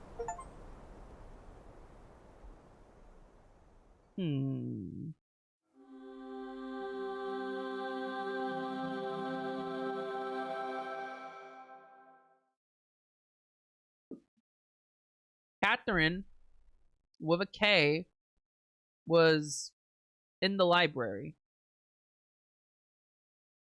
So, first of all, what reason would Catherine have for being in the library? Her work has nothing to do with the library. But also, didn't James say that he didn't find anyone to give the letter to? But he said he found Catherine in the library. Why couldn't he have given the letter to her? I don't know. I don't understand yet. Luncheon is gonna be late today. I see what happened. Well, cat happened, I think. A cat! After a brisk walk through the grounds, the Superior and I had approached the rectory. According to her, we had made perfect time. However, the rectory hall was empty when we arrived. Now, Darcy was explaining to an increasingly bewildered Superior that Lynbarrow had yet another mystery within its walls. A cat. I was roasting the duck when I heard some rustling, and then some pots fell over behind me. Oh dear. Could have been a ghost, and I was wondering if it was a ghost at first, but then I heard it meowing, so it's probably a cat. Circle is here! That is a relief, at least. Could be both, anyway. While I was picking up the pots, I think it tried to eat the duck because I heard it yowling, and then it ran out the door. Poor thing. Probably singed its whiskers. It's a disgusting little creature, and I won't have it bringing the plague in here. Wow! Wow! Rude to cats! I'm not taking any chances. I'm making a new lunch. That's why I will be late. Good. Is someone looking for the vermin? Eustace. Godspeed to her. Is everyone else informed of the delay? Nearly everyone was milling around about outside the rectory ready for lunch, so I had to disappoint them. I think Adela and Marta are still in the cellars. And I suppose Moira was on her way to bell duty. Well, it seems like everything is in order. I look forward to the meal. She nodded at Darcy, who didn't seem to be paying her any attention, and then ducked out of the kitchen. Yes, soup. Everything is in order. That's why someone died. Oh, damn! Damn! Whoa! Darcy! Oh, dear. I'm so sorry. You are all right, my friend. I just wish she wouldn't pretend nothing is hanging over all of us at the moment. I understand. Oh, what can you do? Some people are just detached from it all. Do you need any help cooking? I have it in order, but thank you for the offer. You were already a big help with the carrots this morning. I gave Darcy a little bow and stepped out of the kitchen. I heard the bell, but there's no food. Oh, there was an incident in the kitchen, so things are going to be late today. Oh, I know, but the bell just rang, so... Hello, you two? Ready for lunch? No, actually, it's going to be late today, apparently. Oh, no! And I already rang the... Yes. Whoopsie daisy. I've been so busy today. Me too. Oh, really? What have you been up to? Well, after service this morning, I felt tired, so I took a nap. Oh, no! Were you up late again last night? What do you mean, again? Oh, come now. I know you. Don't listen to her. She's crazy. Moira laughed and pulled Flora into a one-armed hug, which Flora seemed to appreciate very little. Damn! Given that we had both seen Flora emerge from the Misericorde last night, it seemed that Moira was entirely correct, although I was determined not to take sides. Have either of you seen a cat? Supposedly that's the villain responsible for the lunch delay. A cat? Do we even need one? I've never seen a mouse here. Darcy said one got into the kitchen and was knocking things around. Not too close to the fire, poor little creature. It's just a cat. You like cats, Hedwig? Well, I don't know, really. I imagine they're quite sweet. Oh, of course, silly me, always forgetting. You've never seen a cat? I suppose she wouldn't have ever had one in her cell. No, right. Well, they're a bit creepy, I think. I wouldn't know. The devil plays with the sinner, like the cat does with a mouse, after all. Come to think of it, are there any cats in the Bible? Only one, actually, mentioned offhand in the letter of Jeremiah as part of Baruch. Huh? Goodness, you really are a scholar. Hold on. What about lions? What about them? Never mind. Oh. I flushed red. It was deeply embarrassing to be bested this way, and especially by Flora. I wasn't even sure she had actually read the Bible. Well, it just goes to show, all of us have places we could brush up on in our understanding of scripture. Indeed. I smiled weakly at the pair of them and took my leave.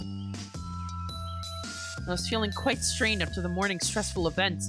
I wasn't sure how much more social interaction I could handle before eating. I was angrier than I should have been about Flora's observation about lions. Angry at her or myself, I wasn't quite sure. Either way, I certainly did not feel up to the task of playing Inquisitor with Catherine. Girl got out-Bibled! I decided to go for a stroll around the paths between the rectory and the garden. I had been surprised by Darcy's shocking outbursts, relatively at least, as soon as the Superior had been out of earshot, but I was now finding myself agreeing with her. In total, the events of the past 2 days, day and a half really, had been unlike anything I could have possibly imagined while whittling away the hours in my cell. Do you find it mad, too? I had seen a ghost or devil in front of my very eyes the night before. Yet here I was, wandering around the Abbey grounds, overwhelmed by the prospect of talking to any more human beings for a little while. The others had not believed me when I told them about the monstrous apparition. It was that doubt, I think, that might have kept me from unraveling completely. At that moment, the most terrifying prospect in front of me was sharing a meal in a room with someone who, potentially, had stolen a man's tunic to cover up a vicious murder. Then, surely all of that paled in comparison to what I had seen the night prior. An impossible creature, threatening me with its blade before disappearing without a trace. If I held either of those scenarios in my head for too long, the grim tangibility of Sister Catherine's murder, or the possibility that I'd seen some kind of devil with my own eyes, I felt faint. No, I felt worse than faint. I felt like St. Vincent on the rack, having to choose exactly which end of myself I'd prefer to have burned, one thought at a time. Are you writing any of this down, by the way. Not that I'd mind if you did. She might not approve, though. I hear she holds quite fast to her rules, despite all appearances. Huh? Hedwig, you keep saying weird shit! Hedwig! Hedwig, you're being weird! Anyway. While wandering, I found myself at the door to the chapel. I felt compelled to enter. What better place to collect myself? If anything could ease my mind at this point, it would be a moment's prayer. With some difficulty, I swung open the heavy door. I strolled through the aisle, taking a moment to gaze up at the high ceiling. To feel at peace for just a moment. We have got to stop meeting like this. Ah! Sorry. It can be a little shadowy in here. That's quite alright. I'm just learning that I'm easily startled since leaving my cell. Nobody could blame me for that. How are you adjusting today? Did you start writing? We have got to stop meeting like this. I did, as a matter of fact. Lovely. Eustace wasn't too hard on you? No. Liar. That's good. I'm sure you'll end up locking horns eventually, so be ready. Really? Eustace seems so quiet, generally. She is, but it's very easy to rile her up, especially if you disagree with her about something. She and Catherine used to bicker a lot, I take it. Oh, endlessly. Especially about chronicling. Margaret extended a hand to the pew nearest us. Care to sit? Of course. We sat down together. Margaret gazed at the pulpit briefly before continuing. Eustace is very intelligent, and Catherine was too. And intelligent people sometimes enjoy having a go at each other for sport. It's how they show affection. What on earth would Catherine write that would irritate Eustace so much? I didn't read much of her chronicling, to tell you the truth. I don't think anyone here does. The job is really about writing something down for people to argue about years later. I suppose if we're living here, reading about it wouldn't be very interesting. Catherine had the same thought. She wrote about all kinds of things. I meant to do that as well, I think. Letters? Yes, those were her sticking point. I think you're meant to just copy them word for word to mark time, but Catherine would go quite deep on some of them. There was one instance a couple of years ago. Yes? Actually, no. I thought of a better one. Have you ever heard of Reims Cathedral? No, actually. It's a very big cathedral in France. One of the biggest, in fact. It's quite grand. Reims Cathedral? Probably. Anyway, it was damaged in a great fire, and Catherine was meant to write that down. Instead, she demanded to write a letter to the municipality over the smallest detail. There was a note in the letter about how the King of France had granted the city an octroi, and that funds for the repairs were coming from a tax on salt. What? That was more or less what everyone else said. Catherine was furious, though. What on earth for? Well, certainly, I think none of us would have noticed, but she had a point. France taxes salt very heavily, and Catherine thought it was highly unfair that the building was going to be repaired with money she said was being stolen from the poor. I must admit, this is completely beyond my understanding. Everyone needs salt, and everyone in France is taxed on it equally. It's how you make food survive the winter, for one thing, but it's an incredibly useful and valuable thing. I dread to think how much we spend on salt here, to tell you the truth, but mercifully we don't have to pay quite the same way the French do. It just seems like a petty thing to pick at. The building needed repairing. Yes, but Catherine was beside herself for days. I remember her stalking around the halls, muttering to herself in very poor French, "Au diable vos flèches! Au diable vos flèches!" which was meant to be, "Damn your spires!" or some such. Yeah, that's what that means, actually. Nice. Eustace forbade her to write it in a letter to the diocese on the subject. She was going to tell the diocese, "Damn your spires?" Margaret threw her head back and laughed, clearly enjoying a fond memory. The diocese? No, she was demanding to send a letter to the king! My goodness. Catherine sulked for days after Eustace told her off for that one. All over a building? It isn't about the building, it's about the very soul of the church, is what Catherine would tell you. I like Catherine. I like Catherine very much. She really found it distasteful that the repairs would be built at the expense of the people's basic needs, and wanted to make that known to anyone she could with a say in the matter. That wasn't the only time she got herself worked up over building either. She heard about the last remaining ruins of the Lighthouse of Alexandria being paved over to build a way for it. And she spent a whole week badgering Adela, asking if she knew enough Arabic to help her write a letter of complaint to the Sultan. I can understand her position, just it seems so fruitless. It sounds rather cruel to put it that way, but... Margaret grinned and shifted in her seat to face me.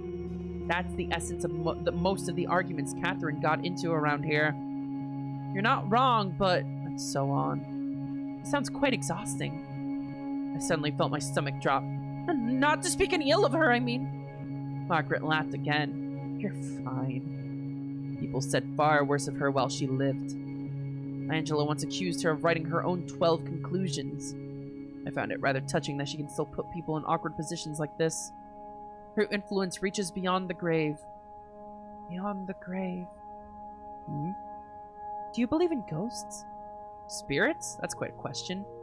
I apologize if it's a touch strange to ask, just...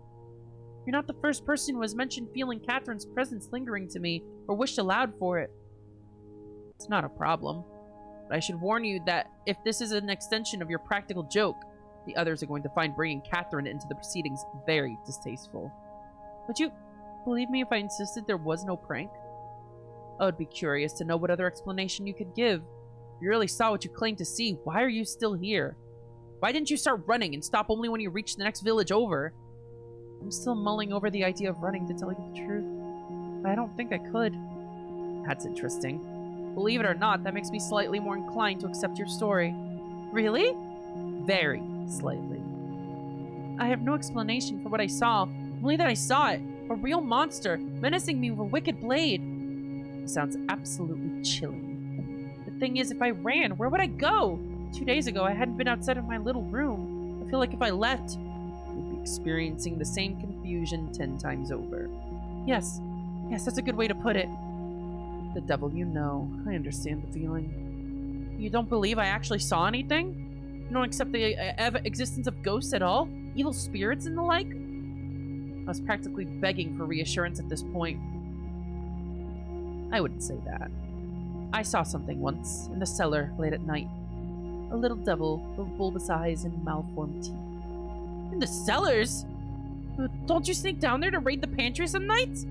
Well, as I said, the devil you know. And sometimes I get quite hungry. You're pulling my leg, aren't you? Now, why would I do something like that? We sat in silence for a moment. Finally, Margaret stood up and stretched her arms above her head. I think that's enough of that seat for now. Luncheon will still be a bit correct. Let's go for a walk, you and me. Certainly. She walked briskly out of the chapel. I was too slow to help her with the large wooden doors, but she managed quite well enough on her own. She ushered me past and then took a step ahead as the door closed. Margaret wanted to lead me somewhere, and I could not guess where. To tell you the truth, I have always had mixed opinions about the existence of ghosts. Hey, this music is kind of weird. Why is this music weird? I've seen so many things that end up being tricks of the light. Figures in the fog, that sort of thing. For years, the knocking and scraping in the walls here kept me up at night. But these buildings are very old and not particularly well built. That's the sort of thing I like to try and comfort myself with as well. But it's a bit different when you're all alone at night, isn't it? Yes. So you do believe me? Perhaps I do, perhaps I don't. But either way, there's something I'd like to show you. We're walking up the stairs to the second floor. Hold on. We're going to need a candle for this. She jogged into the dormitories and after a moment emerged with a lit candle on a pricket. Come with me. She took me down the hall towards the intersection where I'd seen the sword-wielding specter. There's no blood or anything here. We already looked. We're going a bit further than that. My heart jumped into my throat. Are we going down the hall to my cell? Just about. We walked together quietly for just a little while. This hall always made me feel uncomfortable. For a moment, I felt affronted that Margaret would even dare to talk about what this hall might make her feel in my presence if I suppressed the urge to chastise her. Nonetheless, walking down this hallway felt more precarious than my first encounter of the stairs.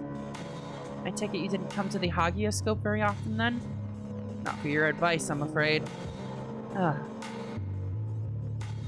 We arrived at my cell. Margaret handed me the candle and began rapping her knuckles against the stone wall. Eventually, she found whatever she was looking for.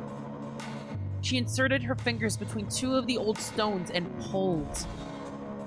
To my shock, the wall swung open to reveal a passageway wide enough, just about, for one person. What? There's passageways all over this place. That isn't what I wanted to show you, though. Follow me. She took the candle back and entered the narrow tunnel. I followed her nervously. Most abbeys have passages like this because there needs to be some space between the walls, see? It's an architectural thing. I think it helps the air as well. That's what my father used to say anyway. So this passageway isn't in and of itself particularly interesting. However, we kept walking until we finally came to a corner. Here we are. She took a few steps around the bend and beckoned me to join her. Like I was saying before, I've always been non-committal about things like luck and ghosts and curses and so on. But this always bothered me. And there have been too many things happening lately for me to discount it entirely. Parts of the Abbey falling down, Catherine's death, and now your ghost. By this, you mean... Come closer. She held the candle out in front of her to better illuminate what she was referring to. I try not to take this passage anymore, because this makes me nervous. I gasped when I realized what she was looking at. Huh? What the fuck is this? What? One of the bricks lining the passageway had a detestable shape etched into it. I did not know what it was, but it filled me with enough dread just to look at it that I knew that it was wrong. Evil. My stomach churned as I remembered the Superior's words to me about the provenance of the Abbey. Was the construction of this place really so mysterious? How could something like this have been allowed to make it into the very walls of the building? The work of some possessed builder, no doubt. A house of God built with no oversight and ill intent. I speak of it eloquently now, of course. However, in the moment, all that I could muster was something far less considered. Oh my God. Margaret grinned wickedly. Steady on. What was it you told me about cursing? In the walls? What the fuck? Huh? Why is there like a fucking satanic circle in the walls of an abbey? We still don't know who funded this abbey, why it was built, because it doesn't fucking serve the community. What is going on here? How long has this conspiracy been going, too? Because this is an old abbey. I didn't speak a word the whole walk back to the chapel. I was deeply disturbed. I didn't know what that horrible symbol meant, and I didn't want to. One look at it was enough to tell me that something dark was at work within the walls. Something I did not want to meddle with under any circumstances. We arrived at the chapel doors, and Margaret turned to me. Cheer up. It's a bit grim, but I've lived with it for ages. I try not to muck about with the unknown, and it doesn't muck about with me. Much, anyway. All that being said, I think I might take credit for the prank if I were you. Even if it wasn't you. Why would I do a thing like that? I don't know. It just seems like something you'd want people to think you were capable of. You've got to keep people guessing, yeah? You've got to make a name for yourself. I think I'll stick to being the chronicler. Oh, right, yes. I forgot to mention it, but I'm sure you'll do great work at all that. You ask good questions. It might annoy Eustace, but I think that's critical for the job. I'm afraid most of my words since leaving the cell have been questions. I'm afraid I don't have quite the same verve that Catherine seems to have had. There's no need to worry about it. Don't write like Catherine. Write like Hedwig. I bowed my head, attempting to hide my flushed cheeks. That was cute. That was cute.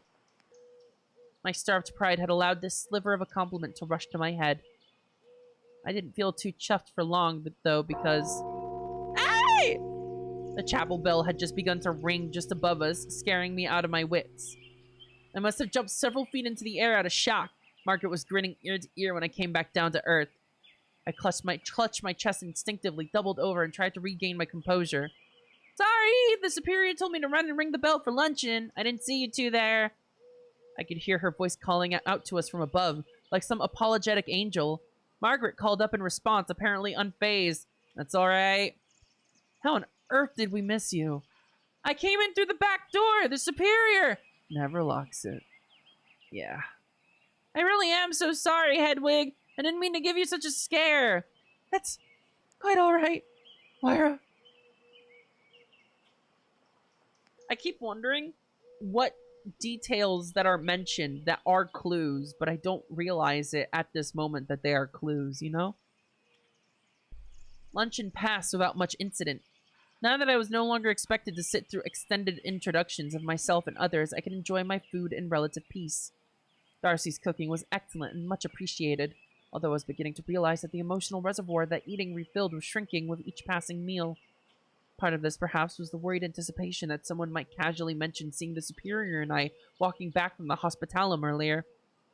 The amount of secrets I was responsible for already felt unsustainable, but the idea of those secrets coming to light was even worse. I participated in the conversation around the table superficially, just enough to avoid being asked if something was wrong. I was unsure I'd be able to lie and say no. The Bible, of course, has plenty to say about lying. Bearing false witness breaks a commandment. Although in my time locked in a cell, I'd read many musings from scholars smarter than I about whether or not that meant all untruths, or if the commandment was speaking strictly about matters of court. I've told you my views on loose interpretation, but the Bible is inerrant. There's no getting around the fact that midwives lying to the Pharaoh's men saved many lives, for example. Still, it was difficult to feel like I was acting as selflessly as they did. I felt closer to Augustine than Cassian. That's a reference I didn't get.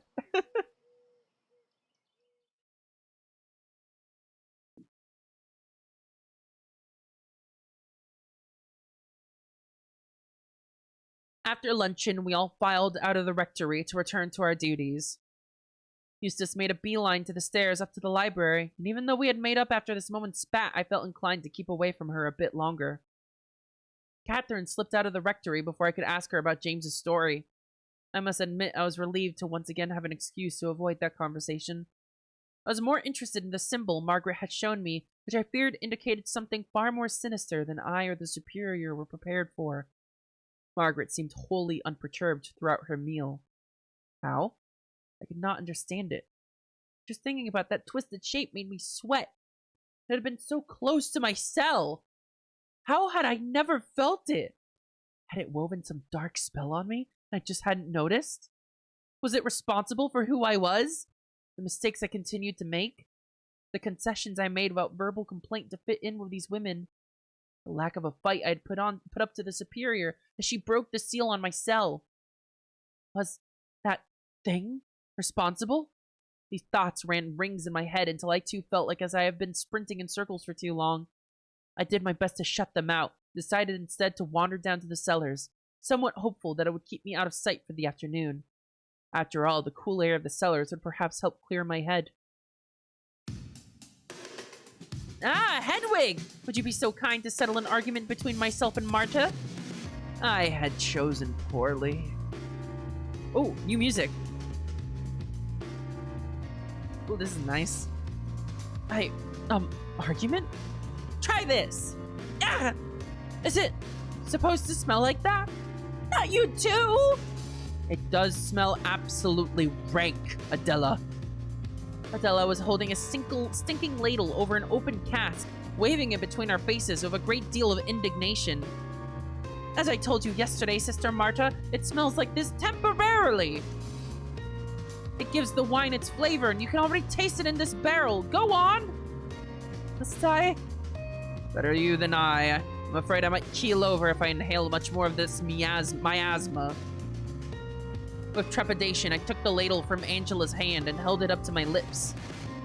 The half-finished wine smelled truly foul, enough to make me cough. This music fucks. God, this music fucks! Why does the nun OST fuck so hard? However, Adela was glaring at me with such determination that I was ever so slightly more afraid of her than the liquid. Closing my eyes, I braved the taste. It was actually not that bad. It was nowhere near as disgusting as the smell. However, it was clearly not meant for drinking yet, and whatever sweetness I could detect on my tongue was soon covered up by a watery and weak fruit flavor, which was all soon replaced by the overpowering stench of the ladle and barrel.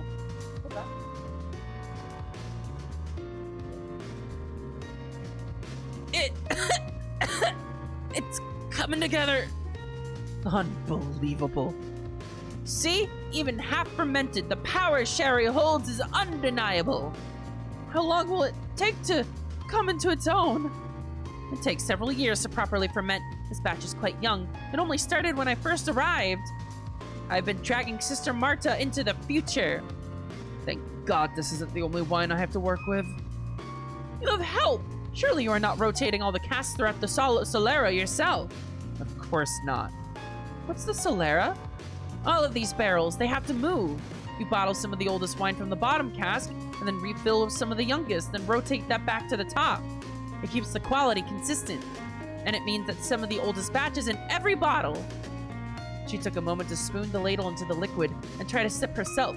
She smacked her lips and looked thoughtful. Sounds arduous.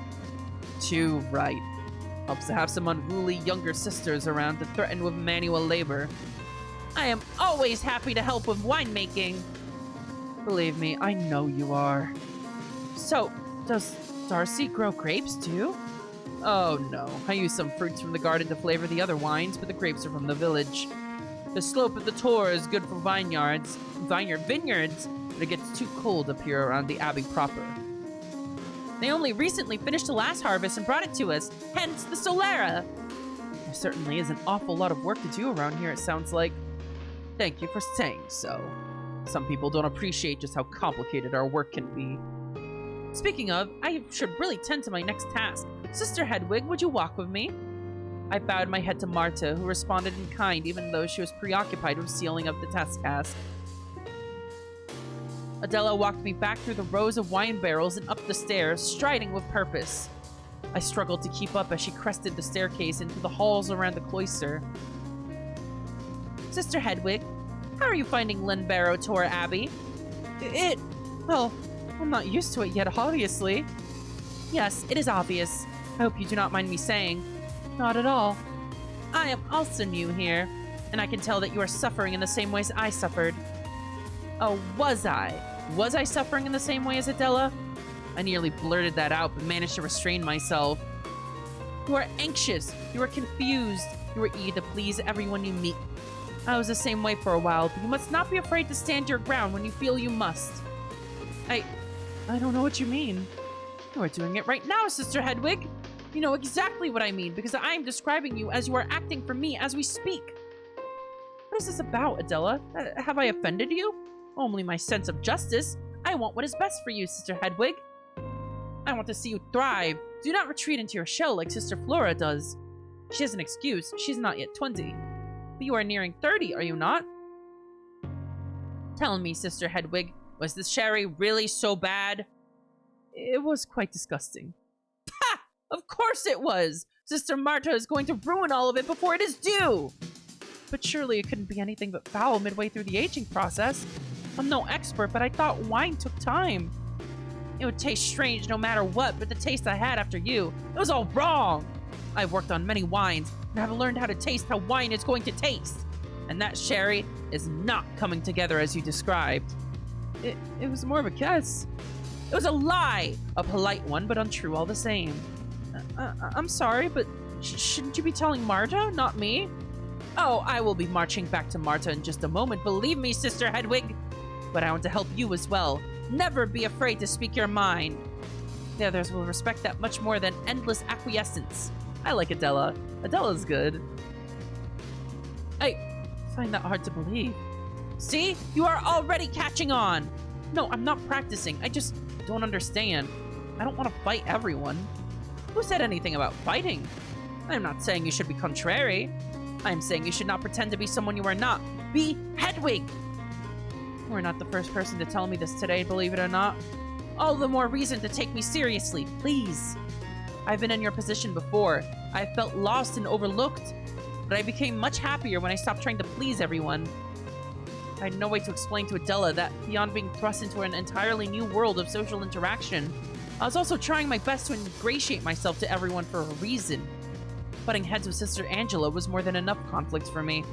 And given that I was here to unmask a murderer, I felt that drawing too much attention to myself was unwise.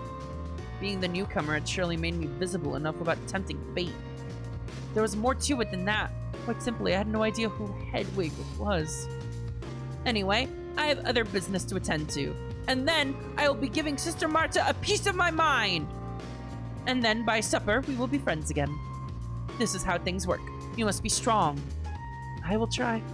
See that you do! I am on your side, Sister Hedwig! Adela gave me a surprisingly firm pat on the shoulder and left. I stood in the corner we had been conversing in for a short while. I had found Adela's penchant for romantic language somewhat charming up until now, but I did not appreciate these treacly platitudes. I was bouncing between embarrassment and fury. I needed a moment to myself. It was not yet even close to supper time. The days here, it seemed, would be excruciatingly long until I settled into a routine. As I calmed down, I thought about where I should go next. I'd already bothered Eustace enough for one day. I didn't want Darcy to get sick of me, and I just left the cellars. Moreover, I hadn't a clue where anyone would be at this time of day. Margaret, Catherine, Moira, anyone, really. I yearned for the comfort of my cell. At least there, my tasks had been clear as crystal. Around this time, I'd usually be settling into copy downs and Bible pages after reflecting on some scripture. It was almost automatic. Perhaps I'd while away the evening illuminating a page in gold leaf. From the start, I remembered the last page I transcribed before leaving the cell, the book I'd thrown out of the window. Surely it'd be weathered by the elements by now, but I felt a strong urge to go and reclaim the half-finished tome. If nothing else, it would be a comforting reminder of the last time I'd had a clear sense of purpose. Time to drink some water. Oh, man.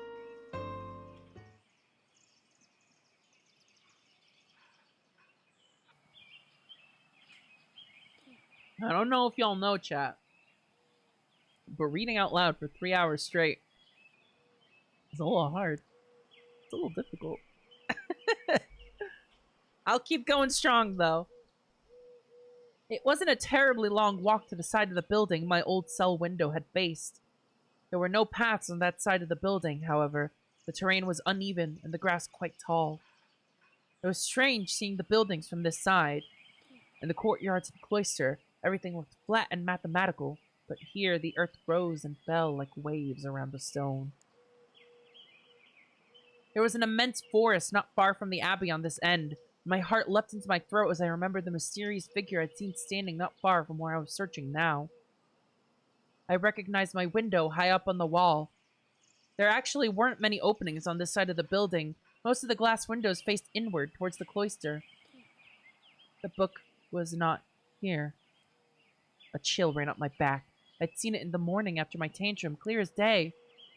Was I truly going mad? Had I hallucinated a book before the ghost and goat? I scanned the tall grass around me. Maybe I had slid down the hill or bounced in a fashion I had not noticed. Perhaps I was simply looking in the wrong spot. Try as I might, I could not find it. Unless it had been swallowed by the earth, the book had been moved. Who in their right mind would want a half-finished Bible, soaked by rain and tainted with my own bile, no less? Then my foot slipped. I rolled down the hill with a yelp. I tumbled several times, legs overhead, end over end. Hey, don't laugh. It was quite terrifying.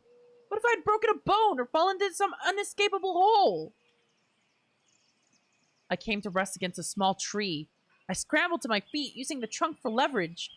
I spat a little grass out of my mouth and groaned as I realized my habit was covered in dirt and grass stains. What a mess.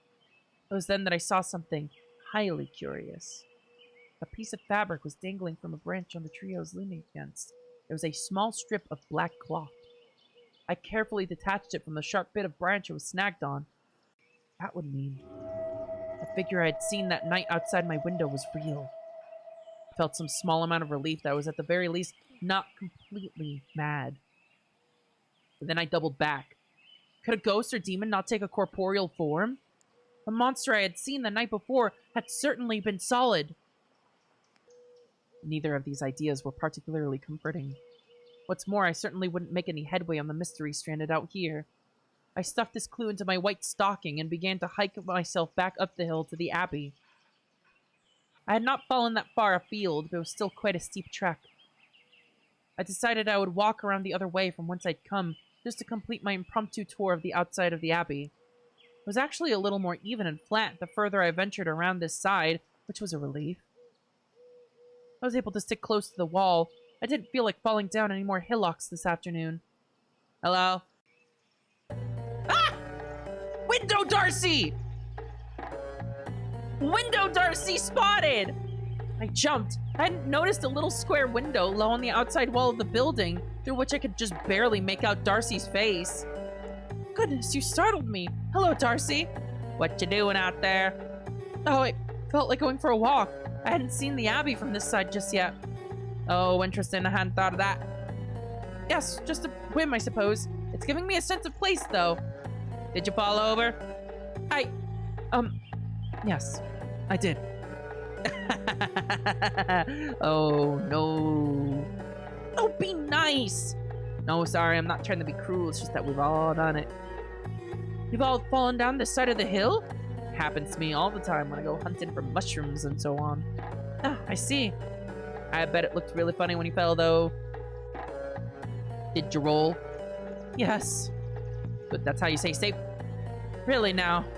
Yes, if you go stiff, you'll break something. Laura did that once. Oh, no! That's fine, she's young. Her bones are supposed to break. Good for the constitution. Well, I'm not sure if they're supposed to, but better to break something young so it can heal. That's right. Well, what are you up to? What room are you in? No, this is just a funny little window in one of the halls. Oh, I suppose I'm close to the cloister on this end? That's right, and above the crypt. Fascinating. Buildings are strange. Anyway, I was just on my way back from picking some bitter vetch for the stores. Oh, should I be worried about our stockpiles? No, not at all, but it never hurts to have around, just in case. That's wise. Well, I should be getting on. I should quite like to be back within the walls. Absolutely. She smiled widely and then disappeared from the window. What was that conversation? The rest of the walk back was uneventful. When I finally made it around the cloister, I let out a weary sigh. My clothes had only just been washed, and I'd already made a mess of them. The tumble down the hill had left me feeling a little queasy and out of sorts. Hedwig? Oh! Catherine, hello! You look like you fell asleep in a field. Are you alright? Oh, yes, I just took a little fall. Well, this was down something grassy and not the stairs. Don't be cruel! I stomped my foot and puffed up at Catherine, who looked bewildered. Excuse me? Would it be funny if I fell down some stairs? Would it be amusing if I broke my neck because I haven't used stairs as often as you? Hedwig, you're being a touch dramatic. No, am I? Am I being... I'd gulped up a bit of black bile once more. I felt dizzy. Hedwig! Hedwig! She reached out to stop me from collapsing. Oh dear, overstimulated again today? I gurgled something unintelligible in response. Catherine hoisted me to my feet and began to lead me towards the stairs. Her nose wrinkled. Ugh, I need to get Moira to take a look at you again, I think. That doesn't seem normal. It was perfectly normal for me. As I half-heartedly walked with Catherine up the stairs, she declined to crack a joke this time. I reasoned that my propensity for spilling black bile all over the place was just my punishment for breaking a lifelong promise to God. It didn't matter how noble the cause the Superior had thrust upon me was. I had been an anchoress, and now I wasn't. This is just how it's going to be, I'm afraid. What, the vomiting? This is exactly what I was talking about. You're acting hysterical. We broke a sacred vow. We had arrived at the dorms. Catherine plopped me onto the bed, but didn't let me go. Instead, she squeezed my face with her hand and bent down to peer at me. I'm no doctor, but you look ill. Just like she had done when she first met, she licked her thumb and rubbed it roughly against my face. And dirty, honestly. I hiccuped again, and a little more bile oozed out of my mouth onto my hood. Ugh, stay put. I'm getting Moira. She let me fall into the pillow and left in a hurry. I groaned loudly, feeling more frustrated than unwell at this point. I closed my eyes, just for a moment. What is up with her? Is she actually sick? Hedwig? Moira and Catherine were looming over me, looking concerned. Moira. Oh dear, still feeling a bit off, are we? She was acting very out of sorts and then coughed all that up again. Hedwig, is this more or less bile than you expelled yesterday? Less, I think. That would make sense to me. She's fine, Catherine. She's only adjusting. It's not, you know... Moira let out a gentle chuckle. It's not the Black Death, Catherine. Unless you've got some buboes you haven't told us about, Hedwig. Buboes? Moira reached beneath my arms and rummaged around. It was so sudden that I wasn't able to react. I was even more taken aback when she moved her hands between my legs and squeezed my inner thighs without warning. Nothing. Catherine, you really mustn't worry. She's just not used to the air outside her cell. Bodies react strangely to changes in their environment. It's highly normal. This was humiliating.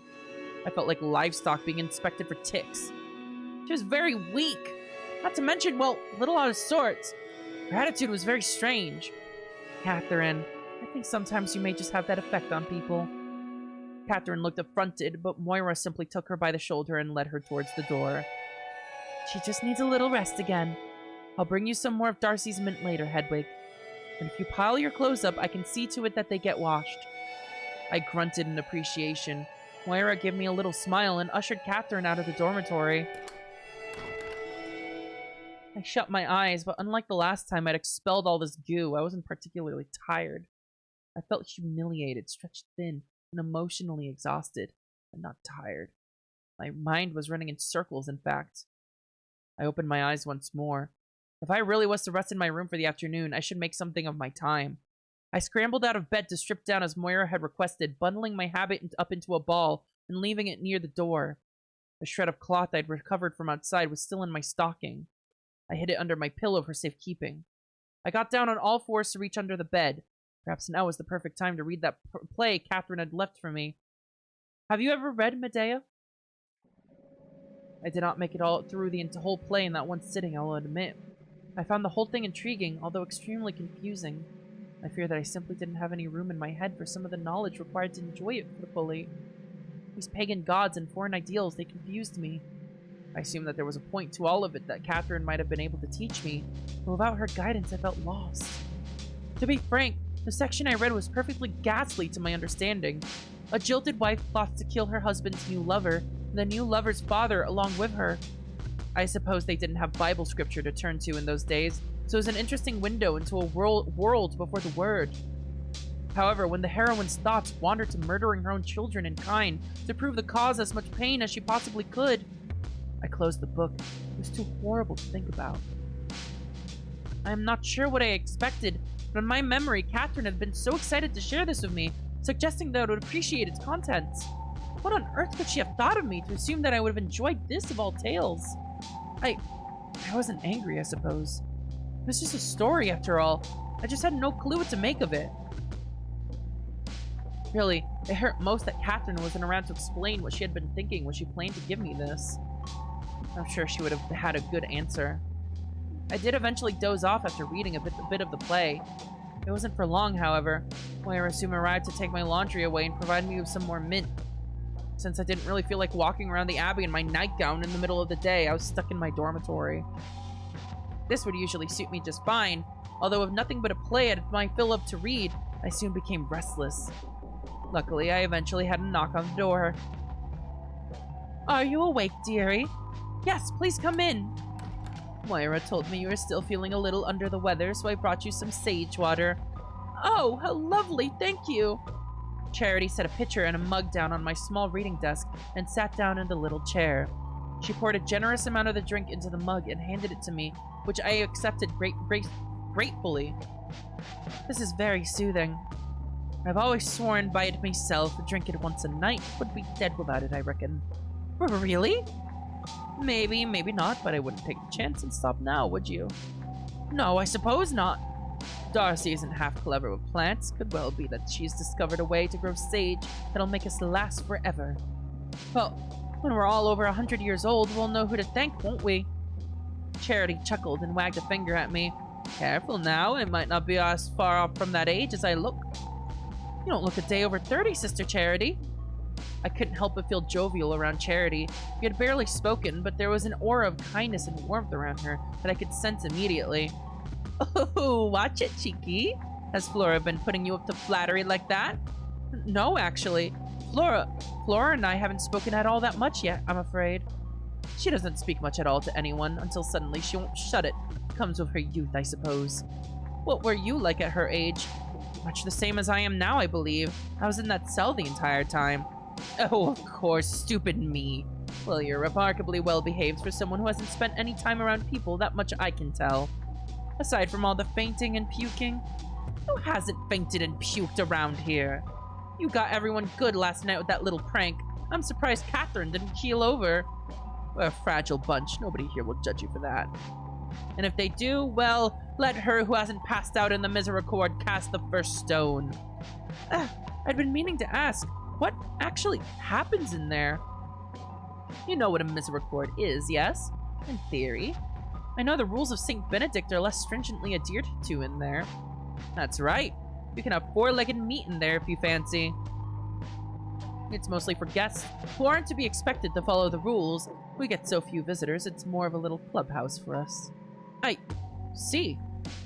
You are welcome to pop in sometime as long as there's room. It isn't a den of sin or anything of the like, it's just a touch more relaxed. Mostly the girls play chess and complain about the superior. She let out a hearty laugh and leaned over to flick my arm. I smiled back.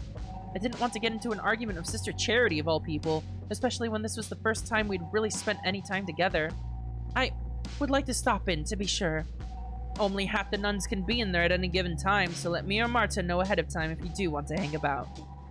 It's not a problem usually, but I do hate having to kick anyone out. Of course.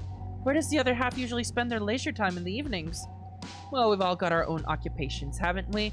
Darcy's got her little projects, Margaret likes to go on wanders. Besides, it's not like the Misericorde is the only place we're allowed to relax. It's just the only place we can relax and have a spot of lamb to boot. What do you like to do? Oh, Sister Marta and I will often sit in the cloister of some wine and gossip the evening away. There's a few wooden chairs down there. It's lovely on summer nights. That sounds restorative. Not half. When the moon's high, you hardly need a torch to see. The stars are lovely to watch. I'll have to try that sometime as well. You'd be more than welcome to join us, I'm sure, although I'd worry we'd bore you to death of our old lady chatter. I'm not much of a conversationalist myself, as I'm sure you've noticed. Ah! You're better at it than Sister Angela, and that's all that really matters. Well, it's alright, girl, spit it out. She's rather mean-spirited, isn't she? Charity started laughing heartily. Goodness gracious, that's the kindest thing anyone said about her in recent memory. Well, Sister Angela is a creep and a busybody. If she's been bullying you, come to me. I'll sort her out for you. We haven't had any run-ins that dramatic, I promise you. Well, regardless, the offer is on the table. She was a right terror to Adela when she first showed up. Flora as well, for that matter. Though Flora might have brought that on herself just a little. I snorted, laughing into my sage water. Just a little. Thank you, Sister Charity. I will keep that in mind.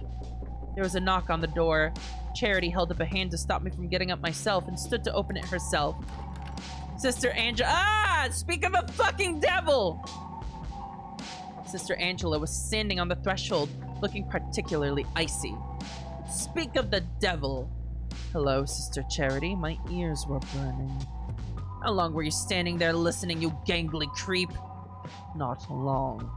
Your voice just happens to carry, and it would have been rude of me to interrupt. Sorry, Angela. Don't you dare apologize, Hedwig. I've seen the way Angela treats you, and I know the way she treats all kinds. You have nothing to be sorry for. The firmest I've been with Sister Hedwig is admonishing her for running in the halls. Is she, for some reason, exempt from the rules? Oh, don't give me that. You've been staring daggers at her ever since luncheon yesterday. You are imagining things. I wouldn't be the only one. Have you found Catherine's cat yet? Well, I'm off. It was pleasant chatting with you, Hedwig. I'm off to see Darcy. I have some questions about nectar for her. Angela sneered as Charity pushed past her into the hallway, but held off from saying anything in return. She didn't speak to me either, and so she simply dumped a pile of fresh clothes onto the dormitory floor, then turned to leave. Thank you. She did not respond. Damn! God damn! She's the worst! I carried the embarrassment of that encounter around with me for the rest of the afternoon. In the hour or two I had free before supper, I wandered the halls and exchanged pleasantries with anyone who passed me by, but I was preoccupied. Supper tasted like ash. Why did I feel so wretched, given that Charity had been completely correct? Angela had treated me horrible in my brief time within her reach. There was no denying it. From the way everybody else spoke of her, it sounded like I was not the sole target of her ire either. I deserved it. The suffering Angela seemed intent on inflicting upon me felt like appropriate punishment for all of my little sins. In fact, if that had been all I had to endure, I might say that I had gotten off lightly. An anchorite or anchoress does not break their vow.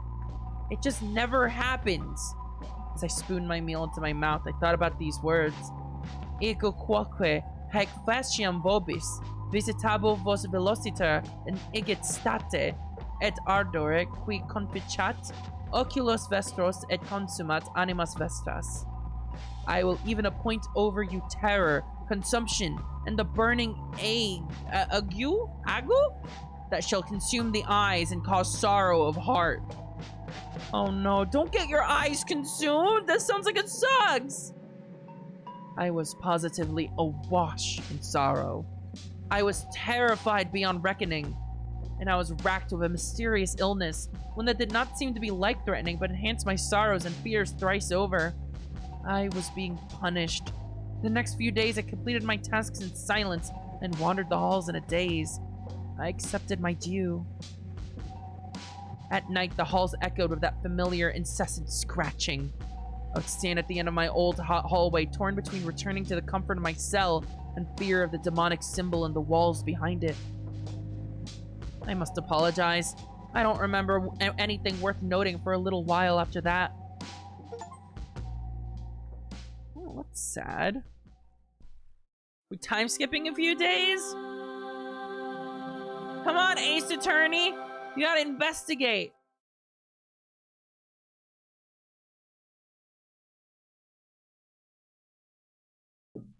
This dude's getting some drinks. Look at him. Look at him. He's fucking chugging the bowl. Excuse me? I'm very sorry. My stupor lasted for several days. The superior eventually pulled me into her office and gently asked if I'd made any progress. I hadn't, of course, which meant that the rest of the conversation was decidedly less gentle. Hedwig, I'm sure that I don't need to impress the importance of your tasks upon you again. No, not at all. It's just... The path forward seems exceedingly simple to me. You haven't even breached the topic with Catherine the First? How exactly do I do that without giving the entire thing away? I would have expected by now that you would have been able to ingratiate yourself to the sisters. Can you really think of no way to elegantly approach the subject? Not that easy. Of course it wouldn't be easy. Speaking of the dead never is. But surely you can come up with a way to be elegant about it. I think you are vastly overestimating my social abilities. It's hardly been a week. I don't mean to be too brutish, but you haven't been drawn and quartered by any conspirators yet, have you? You're not suspected of any ulterior motives, I'm certain of it. All the more reason that starting to press now feels so difficult. The superior sighed deeply. Let's walk through things together. James told you Catherine could vouch for him regarding his traveling cloak. I imagine there's a way to reconfirm this without revealing too much. How? I suppose you could ask about Catherine the First generally. Respectfully, of course. And then you could, I don't know, mention you heard something about that cloaked villain arriving that morning. It's better than nothing. It sounds like you've thought about this. Maybe you should ask her. You're her superior, after all. I am your superior as well.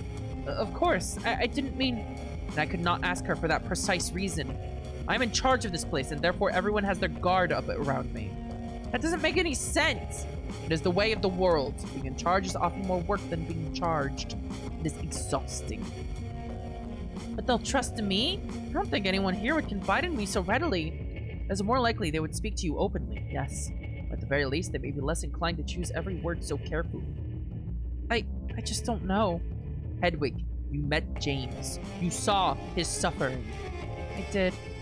And perhaps they have not shown it, but the sisters are suffering as well. Bringing the truth to light will help to heal everyone. It will fix everything. Oh, not the accused. I just want the truth. If the sisters are keeping secrets, it could well be that they are hiding the truth out of fear rather than malice. The cloud must be lifted, for everyone's sake and for Catherine II's. I wish people would stop calling her that. It doesn't feel right. Catherine II? I assure you I mean it with the utmost affection. She took to it wholeheartedly. Her and Catherine I, they played some sort of game for it? It was a series of chess games, if I recall. Huh. I suppose I shouldn't be surprised at this point. It is an exceedingly popular game. It's not just for children, if that's your apprehension. I wouldn't say I have any apprehension. I mostly just find myself frustrated by its use as a sort of language all its own. I think I was expecting that years and years of reading scripture would have been enough to prepare me for speaking in an abbey. Interesting. You know, I actually find it surprising none of the books you had in your cell mentioned chess. It feels very old to me. There's so much written about it. As you've pointed out, it weaves through every conversation. I've known about it my whole life. It's very frustrating. It's more than just chess. I don't feel like I'm relating to these women at all. What if I taught you? What? Chess. Would you like to learn how to play? I wouldn't want to impose. Don't be silly. It's a game. It's not an imposition in the slightest. Besides, it'll help you build your confidence up somewhat. Chess stream! Chess stream! Chess stream! The superior got up from her seat and walked over to a shelf in the corner, retrieving a large wooden box. She heaved it up onto her desk and opened the clasps, revealing an impressively polished chessboard. She carefully laid this board on the desk and beckoned me to bring my chair closer. She began removing beautifully carved pieces from the box and placing them on the board. Some were brilliant white, and others were tinted with a red hue. Ivory. Aren't they lovely? Incredible. Now these common ones, that's right, the smaller ones. Those are the pawns. They get lined up in the front like this. They look a bit like thimbles. They do, don't they? Lined up in a row here. What does the one on the horse do? Let's not get ahead of ourselves. We need to acquaint you with the most important complete pieces here. First, this one here is the king. I'll spare you the details of my first game. Needless to say, I did quite terribly, although not for lack of trying. I just couldn't quite wrap my head around it. It was interesting, though.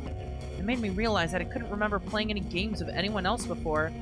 I had little rituals I performed in my cell that I suppose you might consider games. I'd commit the words I was studying closely through Lectio Divina, and then see if I could make those passages and phrases again with words I wrote while transcribing new Bibles. What? Does that not count as a game? I'll agree that it is different. You could play a game by yourself, but it's hard to consider that competition. The spirit of the whole endeavor is something different entirely. I sound just like Sister Adela, don't I? At the very least, playing chess with a superior was enlightening. I finally grasped why playing so-and-so moves ahead was such a helpful phrase. Unfortunately for me, I could barely think through the move I was making, let alone what I'd do in the future. I believe that is checkmate. So it's over? Don't be discouraged. It was your first game. You did admirably considering. Thank you. I am more than happy to play with you more in the future if you'd like. But promise me you will ask Catherine about James's cloak, one way or another. You made a promise to him, after all. I think both of us have an unspoken promise to keep for Catherine II's sake, don't you?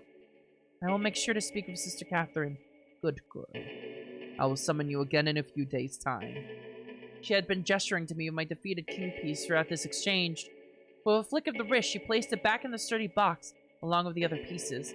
I stood up to leave and bowed my head. Thank you, Your Reverence. Now, we spoke of this. Yes, of course. Until next time, Superior. She nodded and returned to tidying up the chessboard. I left the room. I feel like chess might be the language she speaks with some of the other sisters, because that does seem to be a language that they speak with each other. I think this might be a turning point for her. Also music, by the way. Hi. It was mid-afternoon.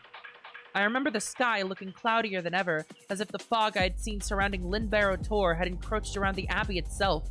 What a strange place this is, I had promised the superior I would speak to Catherine. I admit that I was reluctant to run straight to her all the same.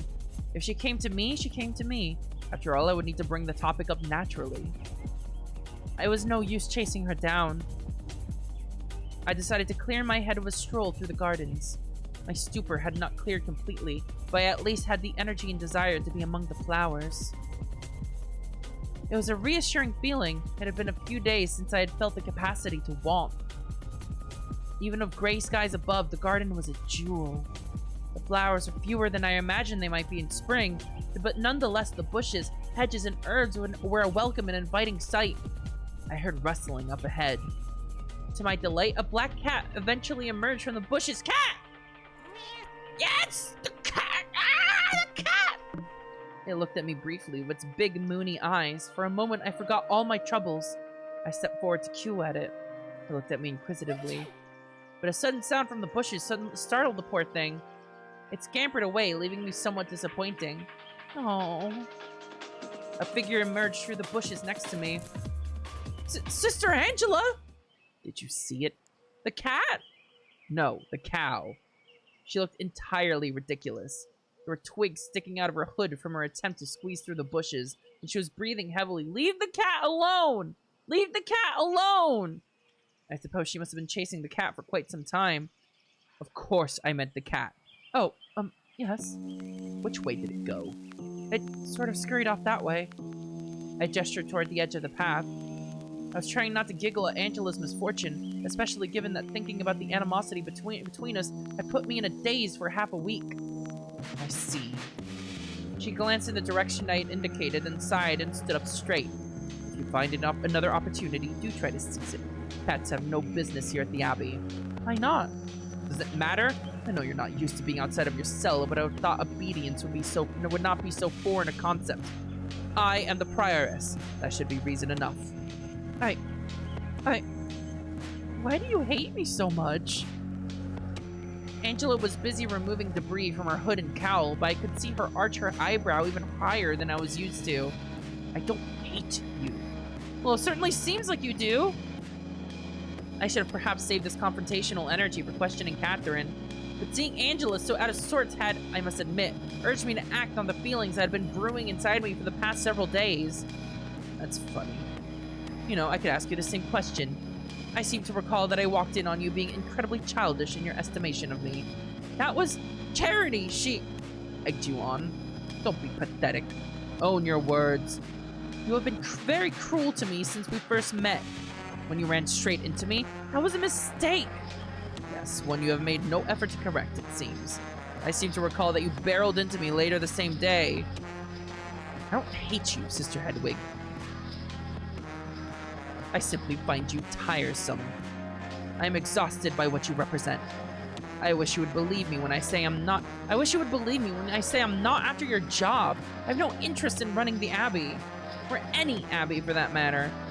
Even if I did believe you, which I am not saying I do, that wouldn't comfort me much at all. Succession seems to be the superior's plan for you, even if she hasn't told you. I am the new chronicler, that's all! You seem to leave your job quite early each day. I am not a terribly prolific writer, not yet. This was one of the first times Angela hadn't had a retort ready to fire back at me. I was so surprised it almost knocked me off balance as much as a piercing reply would have. Anyway, for my part, I don't hate you. I'm afraid of you, I think. That's good. That means you have not yet abandoned all respect for authority. How perfectly cruel of you to say. This is exactly what I mean when I ask, why do you hate me? And once again, I must say, I do not hate you. I hate your disregard for the natural order of things. I hate that once again I've been saddled with unruly children to rear as my own because the superior has no interest in doing it herself. I am not a child. You are a babe, not 2 weeks out of the womb. You weren't alive in that cell, and choosing to break that seal is a grave sin all its own. By my estimation, you need my help more than anyone here. Then help me. I do not revel in my sins. I'm not proud of them. What help can you offer me but not beyond venom? Do you know what this place is, Hedwig? Misericorde is not a normal monastery. Surely you've noticed, even with your complete lack of worldly experience. Of course, but this is the last stop before the gates of hell. Do you think all of the sisters here ended up in this ruin of their own volition? Do you think there are an abundance of women in the world eager to take the veil and serve the Lord here?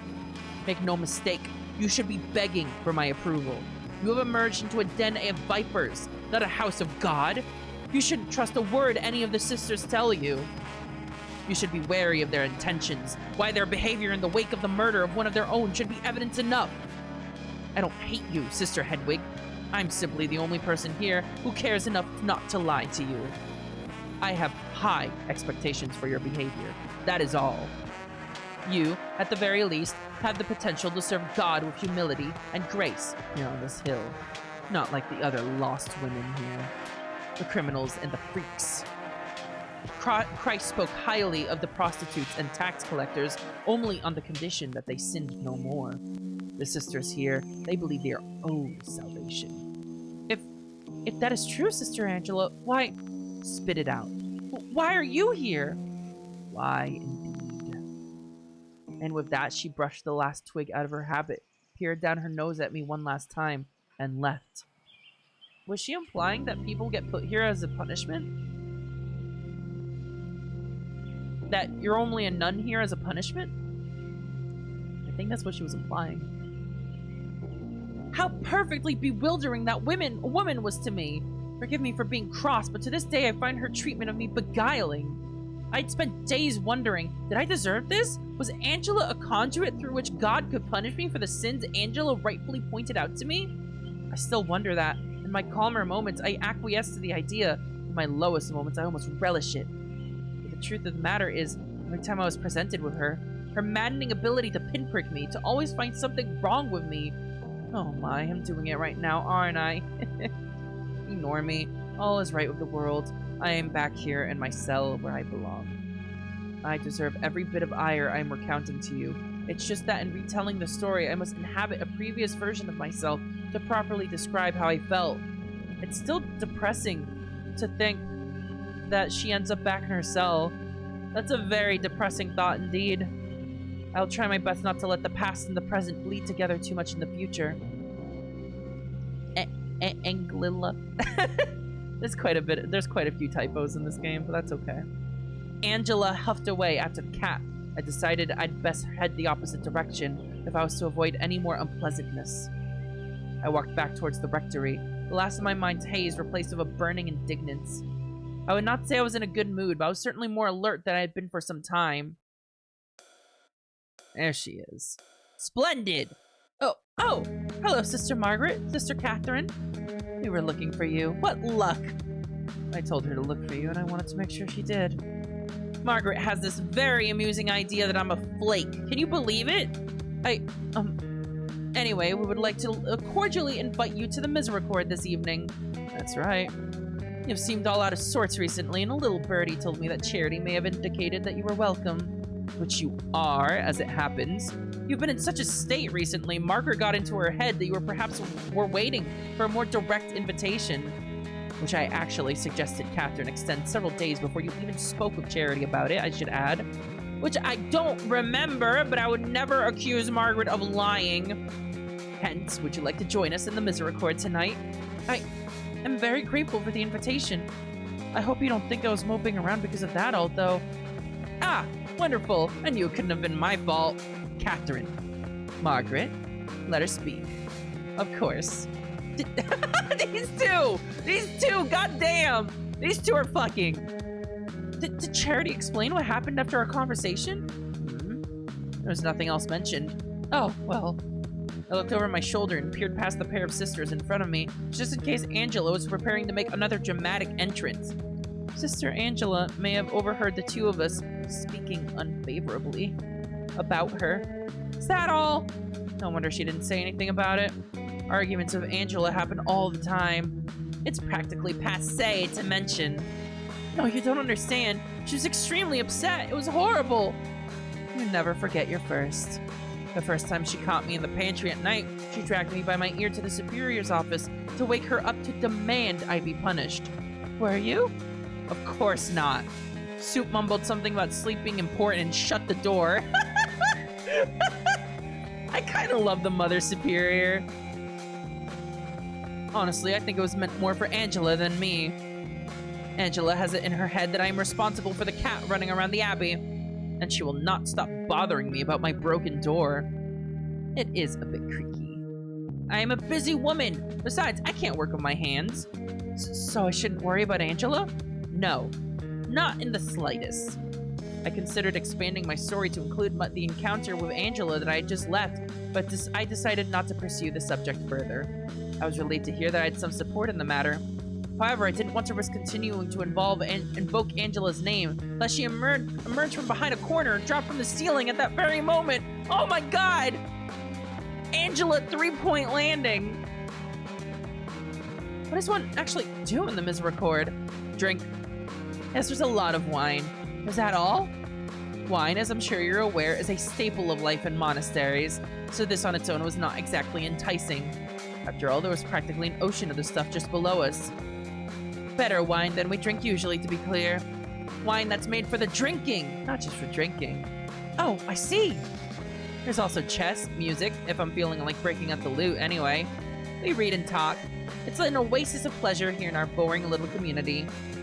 Angela will not be attending tonight, by the way. Well then, I'd be delighted to join you. Splendid. I'm very sorry if you were feeling left out. I assure you I was not, but thank you all the same. You really worry too much, Margaret. Well then, I will see you later. Party time! The two excused themselves. Are you surprised that I agreed to attend what sounds plainly like a night of debauchery, gossip, and sin? Well, I suppose I surprised myself too. Although, as I'm sure you've guessed, I had an ulterior motive. A wine-soaked event would be the perfect opportunity to ask Catherine about poor James. Tongues would be looser than usual, and my questioning might not be under such scrutiny. I explained all of this to the superior, who pulled me aside after supper to ask if I had fulfilled my promise. The Misericorde. Yes, it seems like the best way for me to talk to Catherine about it. It'll seem natural. And it didn't feel natural at any other point you saw her today? When she was giving you this invitation, perhaps? Margaret was with her. I see. Well, I don't love the prospect, but as long as you get the result we need, I can't stop you. Is there something wrong with the Misericorde? It's a space with explicitly relaxed rules. To be honest, I'm surprised you aren't more vocally opposed. Well, it's a rule unto itself, is it not? I cannot argue with tradition. I see. You're a stickler, but not a spoil sport. Something like that. I can understand that, I suppose. The problem is, given that most rules around here are quite lax, the bar is raised a bit higher in there, I think. Angela certainly cares about the rules. Well, she's the prioress, so that's her job. Although she might go a little too far in the other direction for my taste. What is your ideal picture for this place, then? I'd be curious to know. That's a very interesting question. Thank you for asking. The superior swirled the cup she held in her hand and looked off into the middle distance behind me. It would be much the same, truthfully. The buildings wouldn't be in such disrepair. I wouldn't have to suffer such direct insubordination on a regular basis, but I certainly wouldn't rule by the sword. That's the trouble with the Misericorde as it exists now. I have no quarrel with the concept of an easement in the dam, but I'm not sure there is much of a dam currently. What do you mean? Children should be expected to have secrets. Towns need inns. The workers in the fields, the lowliest peasants, deserve their holidays. Precepts must be upheld, but I think they can only be upheld if people are allowed at least the illusion of breaking them. That is surprising to say the least. You disagree then? That's understandable. Well, for one, are we not nuns? Foregoing earthly delights is our strength and purpose, surely. It would seem we have reversed positions here. Flip the chessboard around the other way, as it were. Well, in my ideal abbey, everyone is content. They do their tasks and enrich their lives and serves as vessels of prayer. And then they are allowed a brief respite, so that they do not become overwhelmed or discouraged by their work. I spent my whole life alone in a cell with my work, and not once did I complain. The superior tilted her head in a manner that reminded me of the cat I'd seen Angela chasing earlier that day. Did you never dream of leaving? Was there nothing in your books that you wish you could see for yourself? Never. The writing was enough. You must have a truly vivid imagination. I'm not sure I do. I just never needed anything else. You never sang to yourself? Invented little games? Well, I did have a few reading games now that you mention it, but perhaps that is how we arrive at an understanding then. You were perfectly content in the world as you experienced it, but you still needed to come up with something of your own, something different. That's the ideal purpose of the Misericorde. The tavern, the arena, and so on. I find that very hard to swallow. Would you say the same of prostitution? The superior made a sneering gesture that took me aback. You are flailing your way out of check here, I'm afraid. There's no need to grasp at such extreme examples. Of course, I don't feel that way about whoring. And don't retort by asking if I find whores beyond redemption then, by the way. I wasn't... That wouldn't make any sense. You're quite right. She finished her drink in silent satisfaction. I steamed for a minute. I'm afraid that she was actually entirely correct in her assumption that pivoting the conversation back to scriptural understanding was my intended reply. I find the Misericorde in its current state unseemly. The rules here aren't being followed outside of it, let alone inside it. I worry about what the sisters could be up to in there. It ceases to be an easement if the whole plane is flooded. Well, I'll be careful. I'm sure one night of the others won't utterly corrupt me. See that it doesn't. I suppose it can't hurt for you to experience it for yourself and report back to me exactly how founded my assumptions are. If you're that worried about it, why not just disallow it? It's an expected function of a Benedictine monastery. Besides, I have no interest in making these women respect me less. Would they respect you less if you took it away? Or would they respect you more if you showed that you had that power? I dare say I'd be the next one bound without a head. I shuddered. While I was never completely free from fear, direct confrontation of the reality of my situation still unmoored me. It made me feel like I was being watched. Please don't say such things. I am simply making a point. As I've said before, I must play a very cautious strategy in my position. Sorry, time for my, bi-minutely reminder that this OST fucking fucks. Jesus Christ! This is... Speaking of, would you like to play a game? The change of subject was a relief, I must admit. We whittled away some time playing chess. I was not very good at it yet, I must confess. Nonetheless, I appreciated the opportunity to fill my mind with something beyond visions of blood and guts. Ominous fade out.